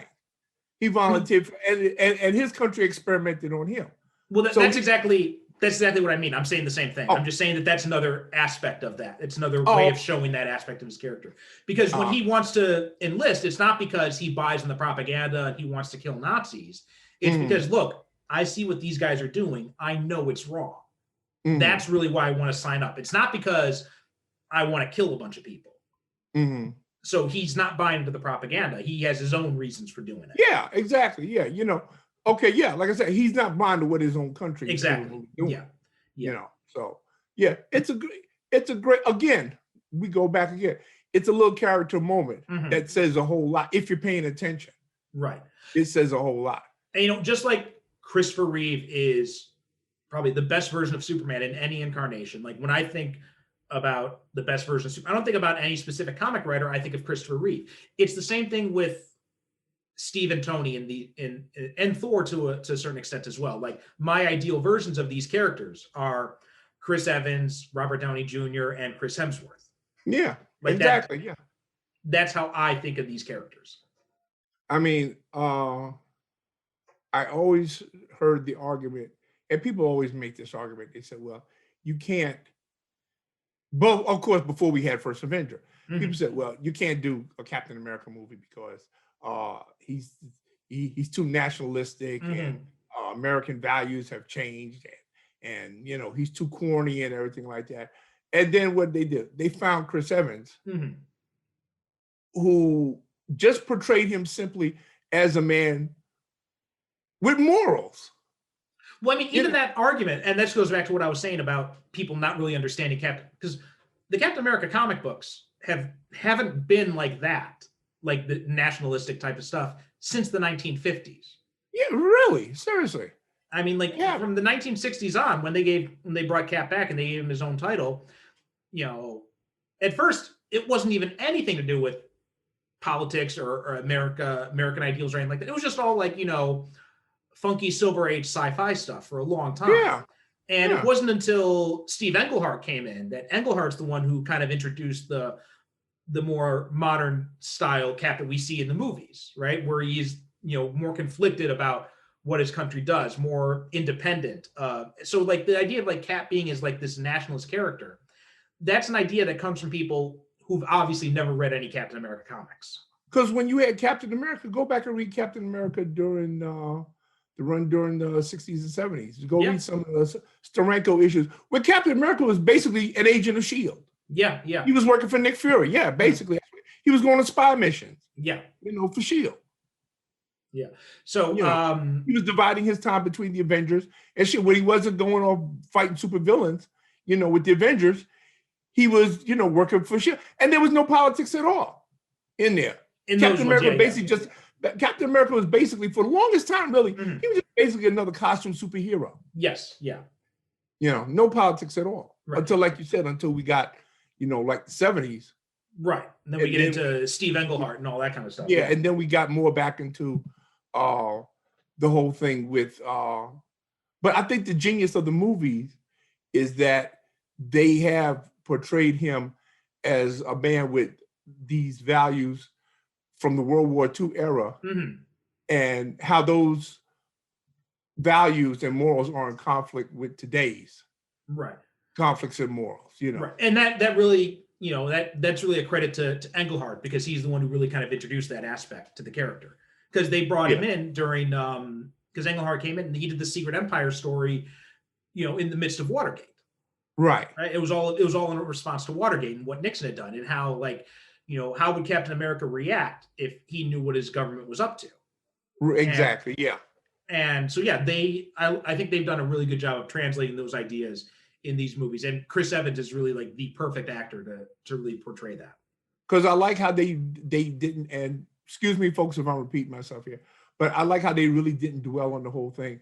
Because to me, I never liked it when the Captain America comics would do the whole man out of time thing. And how he felt that he, you know, that he couldn't fit in this new world because, you know, no, Steve Rogers is a smart guy. He pretty much figures out how to work a cell phone fairly quickly, and, you know, the internet and, you know, whatever. He's not a dummy. He figures shit out, you know. Right. Well, I mean, this is something I always, and this is something that kind of annoys me in the comic books, when people write Captain America as if he's a grandfather. Right? Yeah. They write him as if he's an old man in a young man's body, when really he's not. He's just a young man who's been put into a different time period. Who's been in suspended animation. Exactly. Right. I mean, he's got and of course with the super soldier serum, you know, his neurons are probably enhanced and whatnot. Right. Yeah, he's not a dumb guy.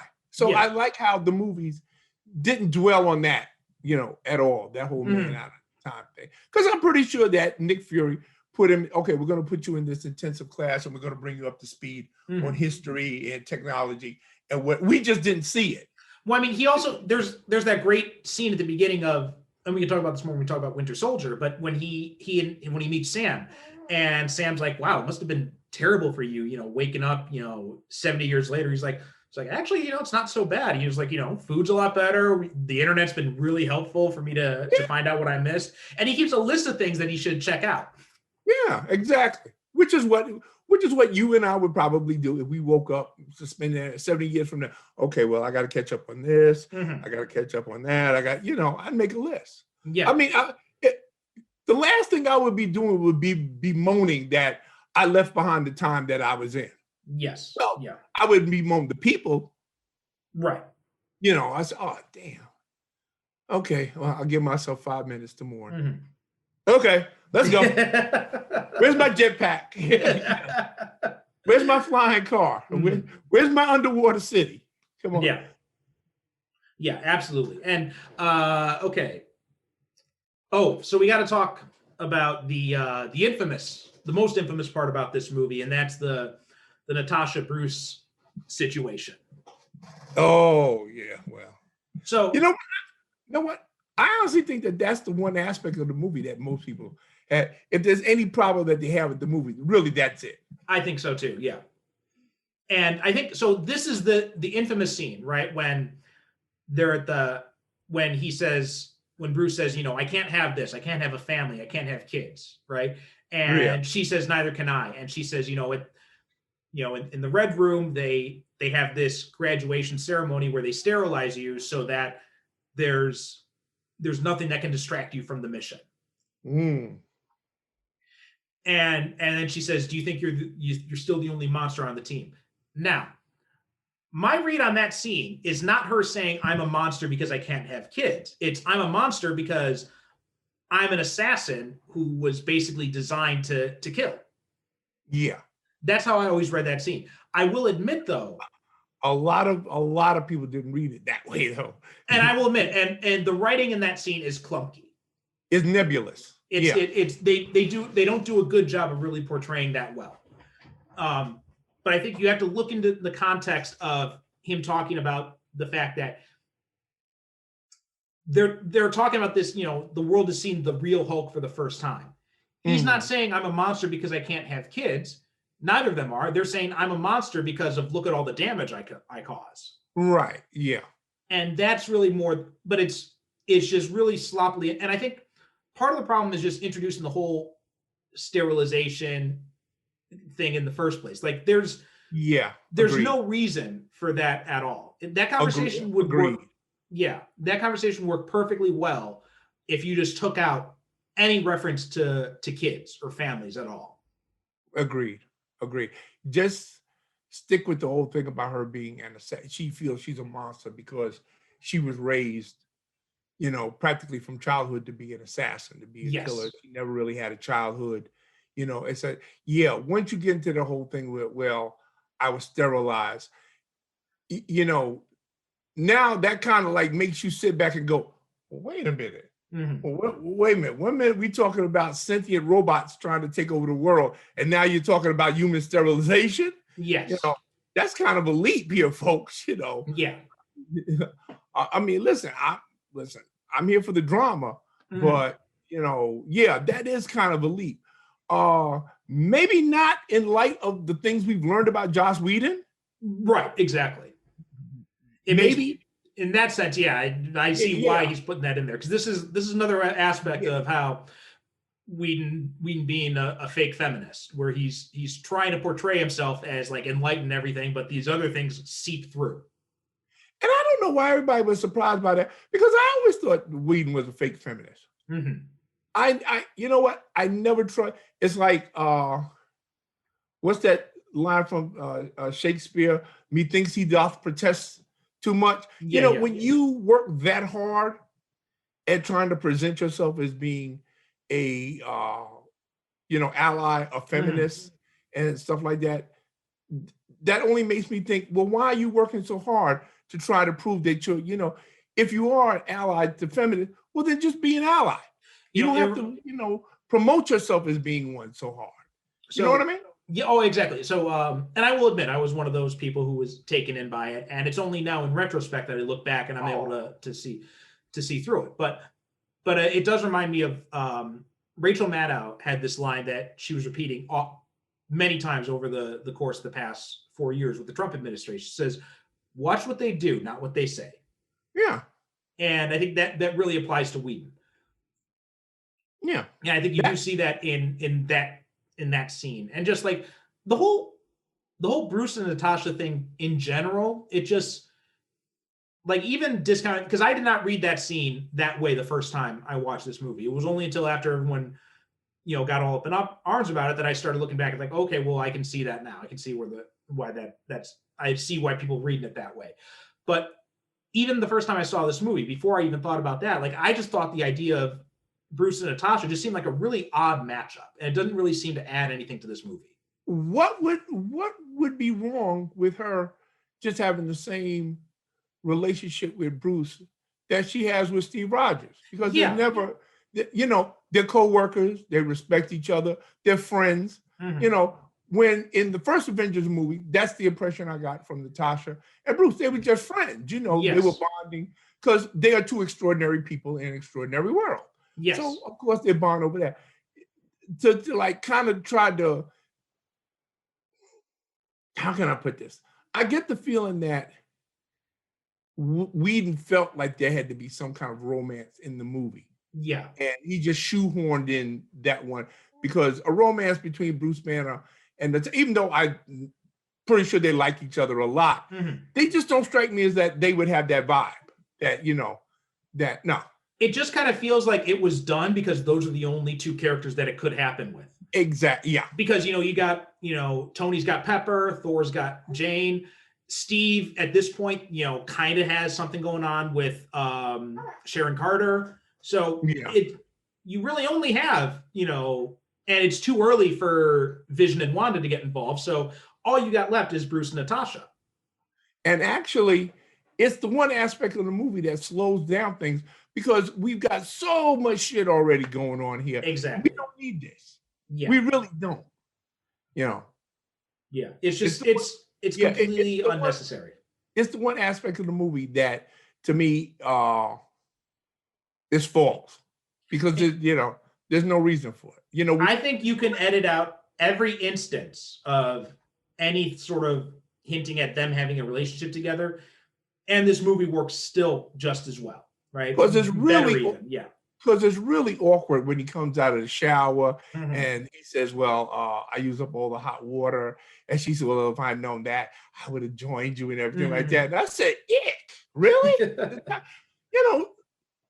Really, Natasha? Since when did you become, like a shower slut? Seriously, that comes out of nowhere." Yeah. Yeah, that's the one character interaction in this movie that just does not work. And not that I am opposed to sharing the shower, but I'm just saying that was a line that seemed like wildly out of character for her at that moment. She said, if I'd known that, I would have joined you. Yeah. Oh, okay. Yeah, it just doesn't fit to her character. Neither of their characters. This relationship doesn't really fit. And Hulk smash. Okay. All right. I'm sorry. I could. All right. There's no point in continuing this. I have no clue. I'm sorry, Cole. Oh, okay. That's the perfect note to end this on. I'm sorry. What can I tell you? I have no clue. Okay. Any final thoughts about Age of Ultron? Only that for those of you who maintain you don't like Age of Ultron, I have no idea why. It's to me, like I said, this is the visual equivalent of those Avengers annuals. I used to wait for the summer for those big 64-page annuals. Right. And I would open it up and I would devour it practically by the time I got home because I would be reading it while I'm walking down the street. Excellent performances. Great cameos. It's got that absolutely astounding Iron Man and Hulk fight. Well, I also like at the end how they hint at the nature of the Avengers roster, because that was something that when the Avengers did that in the comic books, when Stan Lee got rid of all the original Avengers and brought in the kooky quartet, right? When it was Cap, Hawkeye, Quicksilver, and Scarlet Witch, that was revolutionary for the time because comic book superhero teams, their rosters did not change. They did not change. Yeah, they did not change. Justice League, you had the big seven. Fantastic Four, you had Reed, Sue, Johnny, and Ben. The X-Men still at this time, it was still just the original five. Mm-hmm. Superhero rosters did not change back then. So when Stan Lee did that, that was something really different at the time. Right, because at the end of this movie, we get the Avengers compound. We get the Avengers compound, and we get a new Avengers team, a completely new team, right? We have Cap and Natasha are the only holdovers, and then the rest of it, we got Wanda, we got Vision, and we got Falcon and War Machine in there. Falcon and War Machine, yeah. And I think if there's one thing that I kind of regret about the MCU is that we didn't see more of just the new Avengers team. Like we didn't get like at least one movie where the new Avengers team has a mission or something. Yeah, we should have had one movie in between with that team. Right, and I feel the same thing about also in the end of Civil War, like having a movie with Cap's Secret Avengers team, right? Because you got that, and you got that whole situation where Hawkeye and Ant-Man end up leaving to end up taking deals. Like, what was that conversation like? Exactly. I would have liked to see like something like that too. I would have loved to see that conversation. Yeah, exactly. Yeah, but like you said, at the end of this movie, we're left with a brand new Avengers team, and we really should have had one movie with that team. Right. Instead, all we get is like that sequence at the beginning of Civil War, and that's it. And that's it. Yeah. So I think, and that's probably another one of those missed opportunities, which I'm not saying it weakens the MCU at all. It's just something I wish we could have seen. I wish we could have seen. Yeah. I mean, listen, like I said, I watched Age of Ultron today. It's the first time. I don't know. I'm trying to think of when was the last time. It had to have been a long time because, like I said, a lot of it, I forgot Claw was in the movie at all. Mm-hmm. And I mean, so to me, it was like watching a brand new movie, and I had a thoroughly good time. I enjoyed myself. Absolutely. Same here. It was a blast. I mean, I'm sorry. I don't know what people, but then again, you know what? And I've been having this conversation with people because last weekend, as I'm sure you know, even if you haven't seen it yet, the Eddie Murphy sequel, Coming to America. Right. Dropped on Coming to America. Coming to America. Wow. What did I say? No, I said coming to as in emphasizing the number 2. Yeah, right. So, and there was a lot of negative things said about the movie. Oh yeah. A lot of people, and I think okay.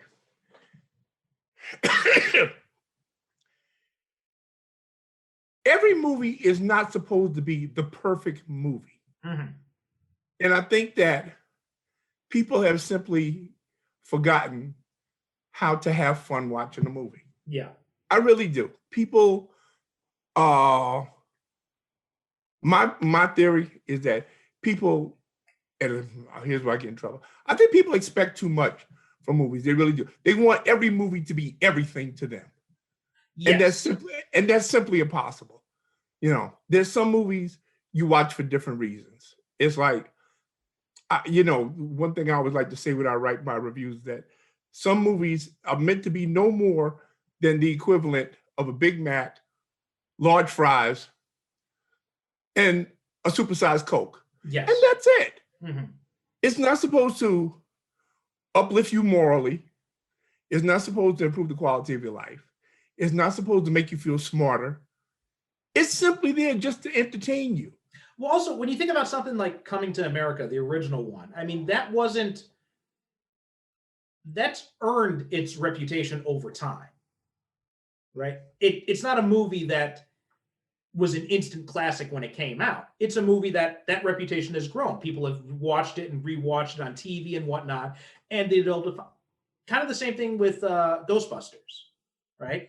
Like it's because it's built up this reputation over time. So of course, they're coming out with the sequel 30 years after the fact, of course it's not going to be the same experience as the first time, because most of you have grown up your whole lives watching the original Coming to America, catching it on TV and things like that. And you know what? It never can be the same Right. experience that you had watching it the first time. Right. Matter of fact, you know what? I was just delighted to see the fact that they had so many people from the original movie in this one. Mm-hmm. Well, That's it.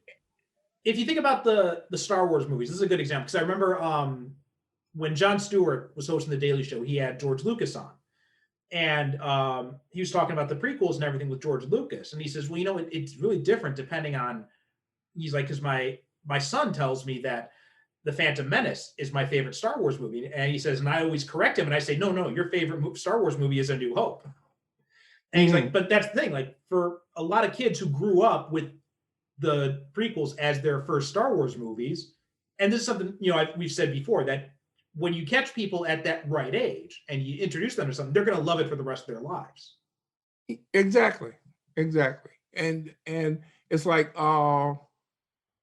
you know, Tom Baker is my favorite Doctor Who, you know, because I just happened to catch Tom Baker at the right time. But for other people, they would tell you, okay, well, it's, you know, it's John Pertwee or this other guy or whatever. Right. You know, it's a generational thing.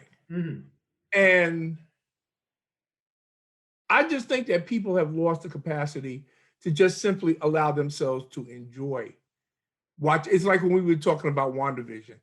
And I remember that you made the observation, you said that, you know, which I agree with, of course, 100%, because you're brilliant, and that people got mad at the show because the show didn't fulfill their predictions of what they thought was going to happen. Yes. They didn't allow themselves to just be entertained by what they were watching. They wanted to try to prove that they were smarter than the writers of the show. And they said, okay, well, this is what they're doing. This is what they're doing. And then when that didn't happen, then they just got pissed at the show and went on the internet and said, well, this show is crap. This still, you know, the show is stupid, you know. I've been saying this nonstop since that finale is, you know, you judge the show for what it is, not for what you expected it to be. Just because the show doesn't embrace whatever weird theory you concocted, which is almost always a terrible theory, let's be honest. That doesn't make it a bad show. Like, I feel like a lot of these fans, I think they would just be happy if you just gave them a series of movies that's just a bunch of cameos, and they would be totally satisfied. I remember back when Daredevil on Netflix, and there was all these people came out the woodwork with all these theories that Moon Knight was going to be on the show. For whatever reason, I cannot imagine, because there was no hint at all that there was Moon. And then you had the people that was complaining. They said, well, would it kill them to have Iron Man fly by, or to have a Stark Industries sign, or to show the Baxter building and everything? Why would they do that? This is a Daredevil series. And that's what people were focused on. They were focused on because they wanted to see all these cameos and references to other you know, movies and and they hated Daredevil because they didn't get that. And that but that's what they came to the show for. Which is so weird, because, like, if you there have been things that have done that. Like Smallville was infamous for that, right? All little Easter eggs and the winking at the audience type, which got really annoying after a while.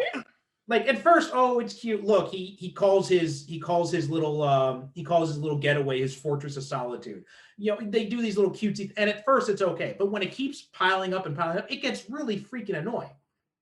Me, actually, to be honest, I like the fact that Daredevil kept all that shit out there. Yeah, because that's not what the show was supposed to be about. Well, also remember going back to the Daredevil movie too. Remember all the Easter eggs and stuff they had in there, where like every single name they mentioned had to have been a writer on the Daredevil comic books. Yeah. And it just got really annoying.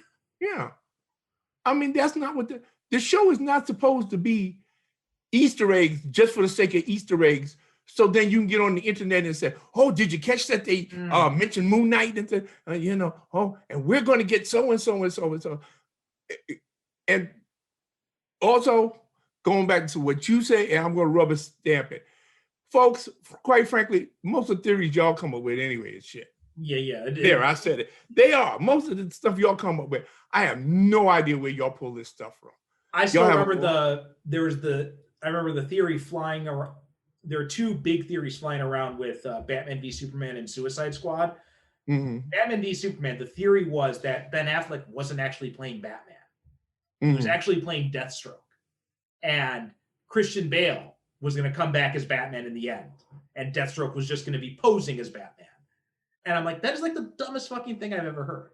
And the other theory is that Jared Leto wasn't playing the Joker, but he was playing Jason Todd, who ended up going crazy after the Joker tried to kill him, and that he became a new type of Joker. And I'm just like, this is just the most utterly insane crap I've ever heard. And all it does is it proves to me that just because you're a fan does not mean you're a writer.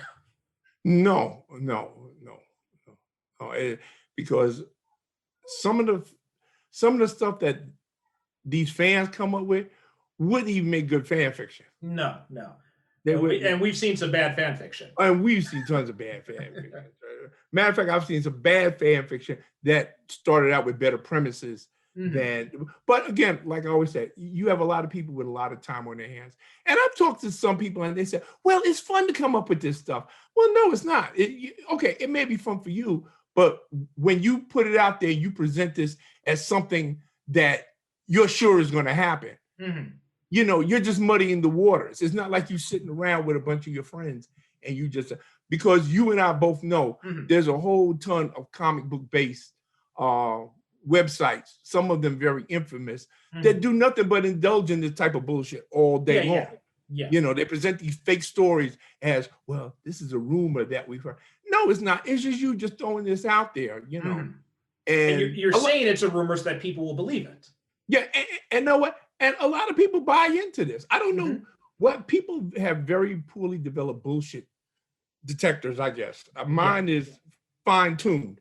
I can spot bullshit from a mile away. Yes, I can. And half of that, I read it now. Oh, well, that's bullshit. Yeah. Go, and I go on to the next thing. Yeah, that's obviously bullshit. So, with here's my thing. You want to make up fan theories, knock yourself out.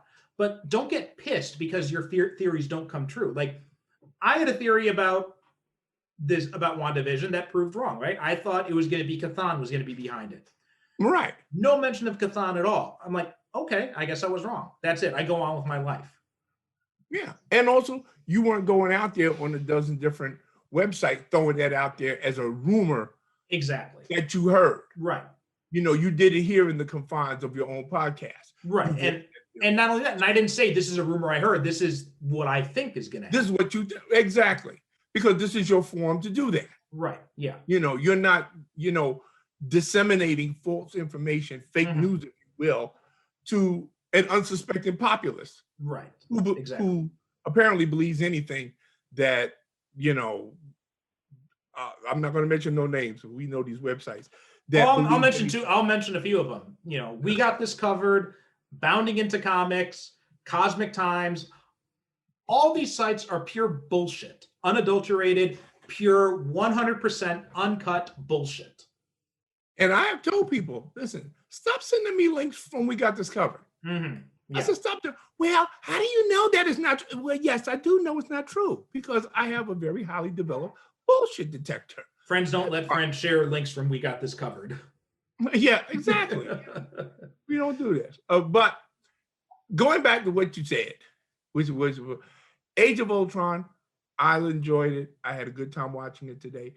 Matter of fact, I'm probably going to watch it again, not tonight, but I'm probably going to watch it again tomorrow or Friday, simply because I haven't seen it so long and I want to watch it again. Yeah, I mean, well, we saw it a few weeks ago after one of the WandaVision episodes, because I think it was after the episode with Quicksilver or something, because my wife is like, oh, I want to watch Age of Ultron again, because she wanted to, because she had only we'd only seen it I think one time. And then we fell down a rabbit hole because we watched Age of Ultron, and then she's like, oh, I want to watch Infinity War now. And then she's like, I want to watch Endgame. So see, of course, yeah, because of course you can't watch Infinity War and then say, well, I'm not going to watch Endgame. Exactly. Yeah. All right. So that brings and co-sign everything you said about Age of Ultron. It's not as good as the other Avengers movie, but it's still a worthy addition into the series. I still enjoy the hell out of it. We get some great performances. Yeah, the Natasha Bruce stuff should not be in there at all. They should just Mhm. that should have just been left on the editing floor. But and there's some clunkiness here and there, but overall it's very entertaining. The performances more than make up for any missteps in the writing. And I'm going to say it again. I hope we see James Spader and Aaron Taylor Johnson again because they were perfect as Ultron and Quicksilver. And listen, and speaking as somebody who's been an Avengers fan all their life, it's very hard for me to say anything against a movie with my favorite super team. Yes. I'm sorry, especially when it's as well cast as this and as well produced as this one. Mm-hmm. And it's got such great fight scenes and such great characterization. This movie is like the best Avengers comic I've read come to life. Mm-hmm. Yeah. Yeah. Plain and simple. Okay. So next week, it's time. It is? We finally get it out of the way. Because because we're going to record. We're going to record on a different day so that we can actually sit down and watch Zack Snyder's Justice League. It's coming out to HBO Max next week, or this week by when you guys are listening to this episode. And so we're going to sit through all 4 hours and we're going to talk about it. And I think it's next Thursday. Yeah. You're gonna watch the whole 4 hours at one clip? Yeah. I'm gonna probably take a few. I'll probably have a bottle of whiskey with me, but I'm gonna sit through the whole thing. Okay. Yeah, and then we'll. Well, that's what I was planning on doing myself. I was planning. Yeah, I'm gonna watch the whole thing at one time. So we're gonna watch it, and we're gonna talk about it, and then hopefully we can be done talking about Zack Snyder and the DC characters for. Give me 1 year, at least 1 year, when I don't have to think about Zack Snyder and DC Comics movies. You know what? That's probably, and I've talked to people, some of them, say, oh, I don't know why you complain about it so much. You're going to watch it. Well, yeah, I'm going to watch it, but that doesn't mean I'm not tired of hearing about it every damn day. It's like, Zack Snyder's Justice League is like the equivalent of Donald Trump. I didn't want to see him on my TV every day either. Mm-hmm. I wanted him to be doing his job as a president. I didn't want him on my TV every day running his mouth. Yeah. Well, just the same way, every time I go on the internet, I don't want to hear, about, there's another trailer for, oh, did you hear about the new trailer for what? The new trailer is exactly like the old trailer? Yeah. I mean, I'm tired of hearing about the movie already. Same. Yeah, of course I'm going to watch it. But on the plus side, even though we're getting that, but we're also getting next week first episode of Falcon and Winter Soldier's dropping too. Now, see, that I'm excited about. That I'm excited for. Yeah. Yeah, that I'm excited about. Because it's something new. It's something new, yeah. Okay, maybe. See, here's the thing. I can't believe that there's anything in this movie that's going to be particularly revelatory. Yeah. I mean, everyone's. And you know what? Because here's the thing: people on the internet, they get their hopes all up about it, and then we got a problem. People these days are so terrified of admitting they were wrong about something. Mm-hmm. So you're gonna have people, even if the movie is an absolute train wreck, you have people who are gonna dig in their heels and say it was amazing because they've been saying it's amazing for 5 years. So of course, yeah. I mean, this is like this is like the Ark of the Covenant. Yeah, this is like the Holy Grail for these people. So no matter how it turns out, there will be people that will still proclaim this to be the greatest movie ever made. Exactly. Yeah. I myself am not but then again, I do not look for movies to be transformative religious experiences. Right. I look for movies for entertainment. As long as I'm entertained, I'm happy. Yeah, same here. That's all. And that's all I'm looking for this movie to do, is entertain me. I'm not looking for it to, make my life better or, make me a better person. Right. As long as it doesn't make me feel like those 4 hours out of my life that I'm giving to it is wasted, I'm cool with it. Yeah. Although I got a feeling that's how I'm going to feel about it. But we'll find out. We'll see we will all find out together. Yeah. All right. So join us next week when we talk about Zack Snyder's Justice League. Until then, Superhero Cinephiles is the Facebook group, Super Cinema Pod on Twitter and Instagram. follow us, like and share the podcast, like and share the YouTube channel, give us a review if you can. And that about does it for us. We'll see you next week. Thank you for listening. And as always, good night, good evening. God bless. You have been listening to the Superhero Cinephiles podcast. Follow us on Twitter and Instagram at SuperCinemaPod. Join our Facebook group by searching for Superhero Cinephiles, where you can interact with us and other superhero fans. If you'd like to support the show, you can become a regular supporter at Patreon or make a one-time donation through PayPal, both of which can be found at our website, superherocinephiles.com. If you buy or rent any movies through the Amazon links at our site, it helps support the show. Please be sure to rate and review us on Apple Podcasts or wherever you get your podcasts.